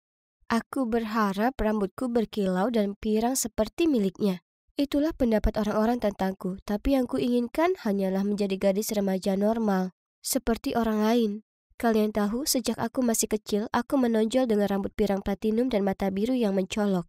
Orang-orang selalu bilang aku mirip Barbie. Hei, beberapa dari mereka bahkan memanggilku Barbie. Ibuku selalu sangat bangga dengan penampilanku. Dia sering memakaikanku gaun putri dan mendaftarkanku ke pertunjukan bakat anak-anak yang sering aku menangkan. Hal ini menarik perhatian media dan tak lama kemudian, aku diundang menjadi model untuk beberapa merek besar. Saat itu aku sangat bersemangat tentang hal ini. Aku menyukai semua pujian dan perlakuan manja. Tapi tak disangka, ketenaran awal itulah yang membuatku perlahan-lahan kehilangan kebebasanku. Nora, cepatlah berpakaian, cepat. Aku tidak mau datang terlambat ke pesta Ana. Iya, Bu. Jawabku sambil dengan enggan mengambil pakaian yang ibu taruh di tempat tidurku. Nora, rambut alamimu indah sekali. Bahkan sebelum aku sempat menjawab, ibu sudah ada di sana sambil membual tentang rambut pirangku yang alami. Alami? Iya, benar. Jadi itu tidak ada hubungannya dengan fakta bahwa ibu menyuruhku memutihkannya sebulan sekali? Dia membuat masalah besar beberapa bulan yang lalu ketika dia melihat rambutku mulai sedikit menggelap. Lalu ibu menyeretku dari satu orang ke orang yang lain, sambil membual kepada mereka tentang pencapaianku. Ini membosankan. Jadi, saat dia sedang asik mengobrol dengan seorang pria, aku menyelinap ke meja makan dan mengambil sepotong kue. Aku hendak memasukkannya ke dalam mulutku ketika tiba-tiba, dari belakang, terdengar suara tegas ibuku. Nora! Letakkan itu sekarang juga. Itu cuma sepotong kecil kue. Aku hampir tidak akan menggelembung setelah memakannya. Kemudian tanpa memberi aku waktu untuk berdebat, dia mengambilnya dari tanganku dan berkata, makanlah saja, dan kamu harus melewatkan makan malam dan melakukan kardio selama 1 jam untuk membakar semua kalori tersebut. Apa kamu masih menginginkannya? Astaga, tidak ada gunanya berdebat dengan ibu. Jadi aku mengambil minumanku dan pergi ke sudut ruangan. Aku sedang mengutak-ngatik gelasku dan merasa sangat muak ketika tiba-tiba seorang pria mendatangiku dan hampir membuatku menumpahkan minumanku. Ya Tuhan, dia Philip, model remaja paling keren saat ini.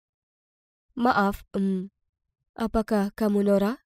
Aku sudah mendengar banyak tentangmu, tapi kenapa kamu berdiri di sini sendirian? Itu karena aku tidak terlalu suka pesta seperti ini. Jadi kita sama. Lalu kami mulai mengobrol. Dan sebelum Philip pergi, dia meminta nomor teleponku. Setelah itu dia mengirimiku pesan setiap malam. Berbicara dengannya sangat menyenangkan. Dia sangat manis dan penuh perhatian. Dan dia selalu mengirimiku meme paling lucu. Lucunya, suatu hari ketika kami sedang ngobrol, dia mengirimiku pesan, bolehkah aku mengundangmu makan malam? Ya, mungkin besok malam. Apa dia mengajakku berkencan? Yeay! Tapi aku harus minta izin dulu ke mama. Bu, apakah ibu ingat Philip yang kita temui di pesta ulang tahun Ana? Bolehkah aku pergi makan malam bersamanya besok? Tentu, aku akan mengantarmu ke sana. Tidak perlu, Bu. Philip akan menjemputku. Tidak, aku bilang aku akan mengantarmu. Tidak peduli apa yang aku katakan, ibu tetap bersikeras. Dan jika aku tidak mengikuti, dia tidak akan melepaskanku. Astaga, ini kencan. Bukan peragaan busana yang membutuhkan manajer. Malam berikutnya, begitu aku menuruni tangga, ibuku kembali melakukannya. Ya ampun, apa yang kamu pakai? Sebelum aku sempat menjawab, ibu menarikku ke kamarku, mengeluarkan gaun bodycon dan berkata, kamu berusaha keras untuk berpenampilan seperti ini, jadi sebaiknya kamu memamerkannya. Selain itu, mengencani cowok ini bisa mendatangkan kesepakatan bisnis besar bagi kita. Astaga, aku mengerti sekarang. Semua ini hanya tentang ketenaran dan uang. Di sanalah Philip berada. Aku segera merapikan rambutku, lalu dengan percaya diri berjalan ke arahnya. Tapi ketika aku baru saja duduk, bahkan sebelum aku sempat menyapanya, entah dari mana ibuku muncul dan meminta pelayan untuk mengaturkan kursi lain untuknya. Philip menatapku dengan bingung, tapi aku juga tidak tahu apa yang sedang terjadi. Bu, apa yang kamu lakukan? Kita selalu bersama. Tidak keberatan kan aku duduk di sini? Tidak sama sekali. Philip tersenyum canggung. Ini sangat memalukan. Ketika pelayan muncul dengan menunya, aku sebenarnya senang dengan gangguan tersebut. Tapi, tidak. Aku belum sempat membuka menunya, tapi ibu sudah selesai memesan untuk kami berdua. Salmon panggang dengan salad tanpa saus. Membosankan sekali. Tapi keadaannya menjadi lebih buruk. Saat makan malam ibuku terus menanyakan pertanyaan ke Philip. Apa pekerjaan orang tuamu? Mereka hanya menjalankan bisnis kecil-kecilan. Aku pikir mereka adalah presiden sebuah perusahaan atau semacamnya. Ini tak tertahankan. Hentikan. Itu bukan urusanmu. Aku hanya bertanya. Philip yang tampak bingung membuat alasan karena harus melakukan sesuatu. Lalu dia pergi. Itu saja. Berkat ibuku, kencan pertamaku gagal total. Karena frustrasi, aku langsung pergi setelah dia pergi. Dan tidak mengucapkan sepatah kata pun kepada ibu sepanjang perjalanan pulang. Namun segalanya tidak berakhir di situ. Entah dari mana, dia terus mengomel tentang bagaimana aku tidak boleh bergaul dengan Philip karena dia tidak akan berguna bagi karirku. Tidakkah menurutmu kamu berlebihan? Aku bisa berkencan dengan siapapun yang aku mau. Ibu tahu, aku tidak mau ibu menjadi manajerku lagi dan aku akan pindah sendiri. Lalu aku bergegas kembali ke kamarku dan mulai berkemas. Sayang, aku hanya mengkhawatirkanmu. Maafkan aku, katanya dan memelukku sambil terisak. Tolong, jangan tinggalkan aku seperti yang ayahmu lakukan. Aku tidak bisa hidup tanpamu. Mendengar itu hatiku hancur. Dia benar. Sejak ayah pergi, hanya dia yang menjaga dan menyayangiku. Ibu sangat tangguh dan terlalu mengontrol, namun maksudnya baik, bukan? Aku mengirim SMS ke Philip beberapa kali untuk meminta maaf, tapi dia tidak membalas. Nora, lihat lurus. Nora, kemana perginya karismamu? Ayo istirahat sebentar. Apa yang terjadi? Kamu tampak terganggu hari ini. Aku menghela nafas dan mulai memberitahu Eleanor tentang kencanku dengan Philip. Astaga, ibumu benar-benar seseorang yang suka mengontrol. Kamu harus kuat dan melawannya untuk memenangkan kebebasanmu. Tentu saja aku menginginkan kebebasan, tapi dari mana aku harus memulai? Tiba-tiba ponselku berbunyi bip dan menghentikan pemikiranku. Itu ibu. Sayang, Ana sakit, jadi aku akan menginap di rumahnya malam ini. Makan malam di lemari es dan jangan lupa lakukan treadmill 1 jam sebelum tidur. Aku mencintaimu. Yeay, malam ini aku akan bebas dan melakukan apapun yang kuinginkan. Jadi, tiba-tiba aku mendapat ide cemerlang. Ya, aku akan mengadakan pesta tidur. Eleanor menyarankan agar kami memesan pizza dan tentu saja semua orang dengan senang hati menyetujuinya. Enak sekali. Tiba-tiba pintu terbuka. Mataku membelalak ngeri ketika aku melihat bahwa itu adalah ibu dan, oh astaga, dia terlihat sangat marah. Nora, apa yang sedang kamu lakukan? Dan kalian bisa menebak sisanya. Dia menyuruh semua temanku pergi dan yang lebih parah lagi, dia memasakku bangun jam 5 pagi untuk olahraga. Semua ini hanya karena sesuap pizza. Eleanor benar. Aku harus menghentikan ini dengan akhirnya melawannya. Ini sungguh tak tertahankan. Jadi sebagai pelepas stres, keesokan harinya aku memutuskan untuk melakukan sesuatu yang selalu aku inginkan. Wow, lucu sekali. Ya kan? Senang rasanya bisa melakukannya demi perubahan. Nora, kenapa kamu ada di sini? Kenapa kamu tidak menjawab satupun panggilanku? Karena terkejut, aku berbalik dan melihat ibuku berdiri di sana sambil memelototiku. Aku segera menutupi pergelangan tanganku dengan tanganku yang lain. Tapi sudah terlambat. Nora, beraninya kamu membuat tato tanpa seizinku. Kembalilah ke sana dan langsung hapus. Tidak, Bu. Tubuhku, pilihanku. Mulai sekarang aku akan membuat keputusan tentang hidupku sendiri. Semua orang di jalan berhenti untuk melihat kami. Melihat itu, ibu hanya menatap tajam ke arah Eleanor, lalu menyeretku ke mobil. Tapi bagaimana dia tahu kalau aku ada di sana? Tepat pada saat itu, ponselku berbunyi dan ada perangkat AirTag tak dikenal di dekatnya. Tunggu, mungkinkah aku segera memeriksa barang-barangku dan, ya Tuhan, itu benar. Ibu telah memasukkan AirTag ke sudut tersembunyi tasku. Kenapa kamu memasang AirTag ke tasku? Agar aku sadar ketika kamu melakukan hal-hal bodoh seperti menodai tubuhmu dengan tato yang jelek. Cepat atau lambat kamu harus menghapusnya. Umurku 18 tahun, aku bisa melakukan apapun yang aku inginkan. Eleanor benar. Ibu cuma ingin mengubahku menjadi boneka yang harus dikendalikan. Aku tahu itu, Nora. Aku melarangmu bergaul dengan gadis itu lagi. Dia iri padamu dan ingin menghancurkan karirmu. Dia cuma mau membantuku. Perilakumu tidak bisa diterima. Lalu dia menarikku ke kamarku dan mengunci pintunya. Kamu boleh diam di sana sampai kamu sadar.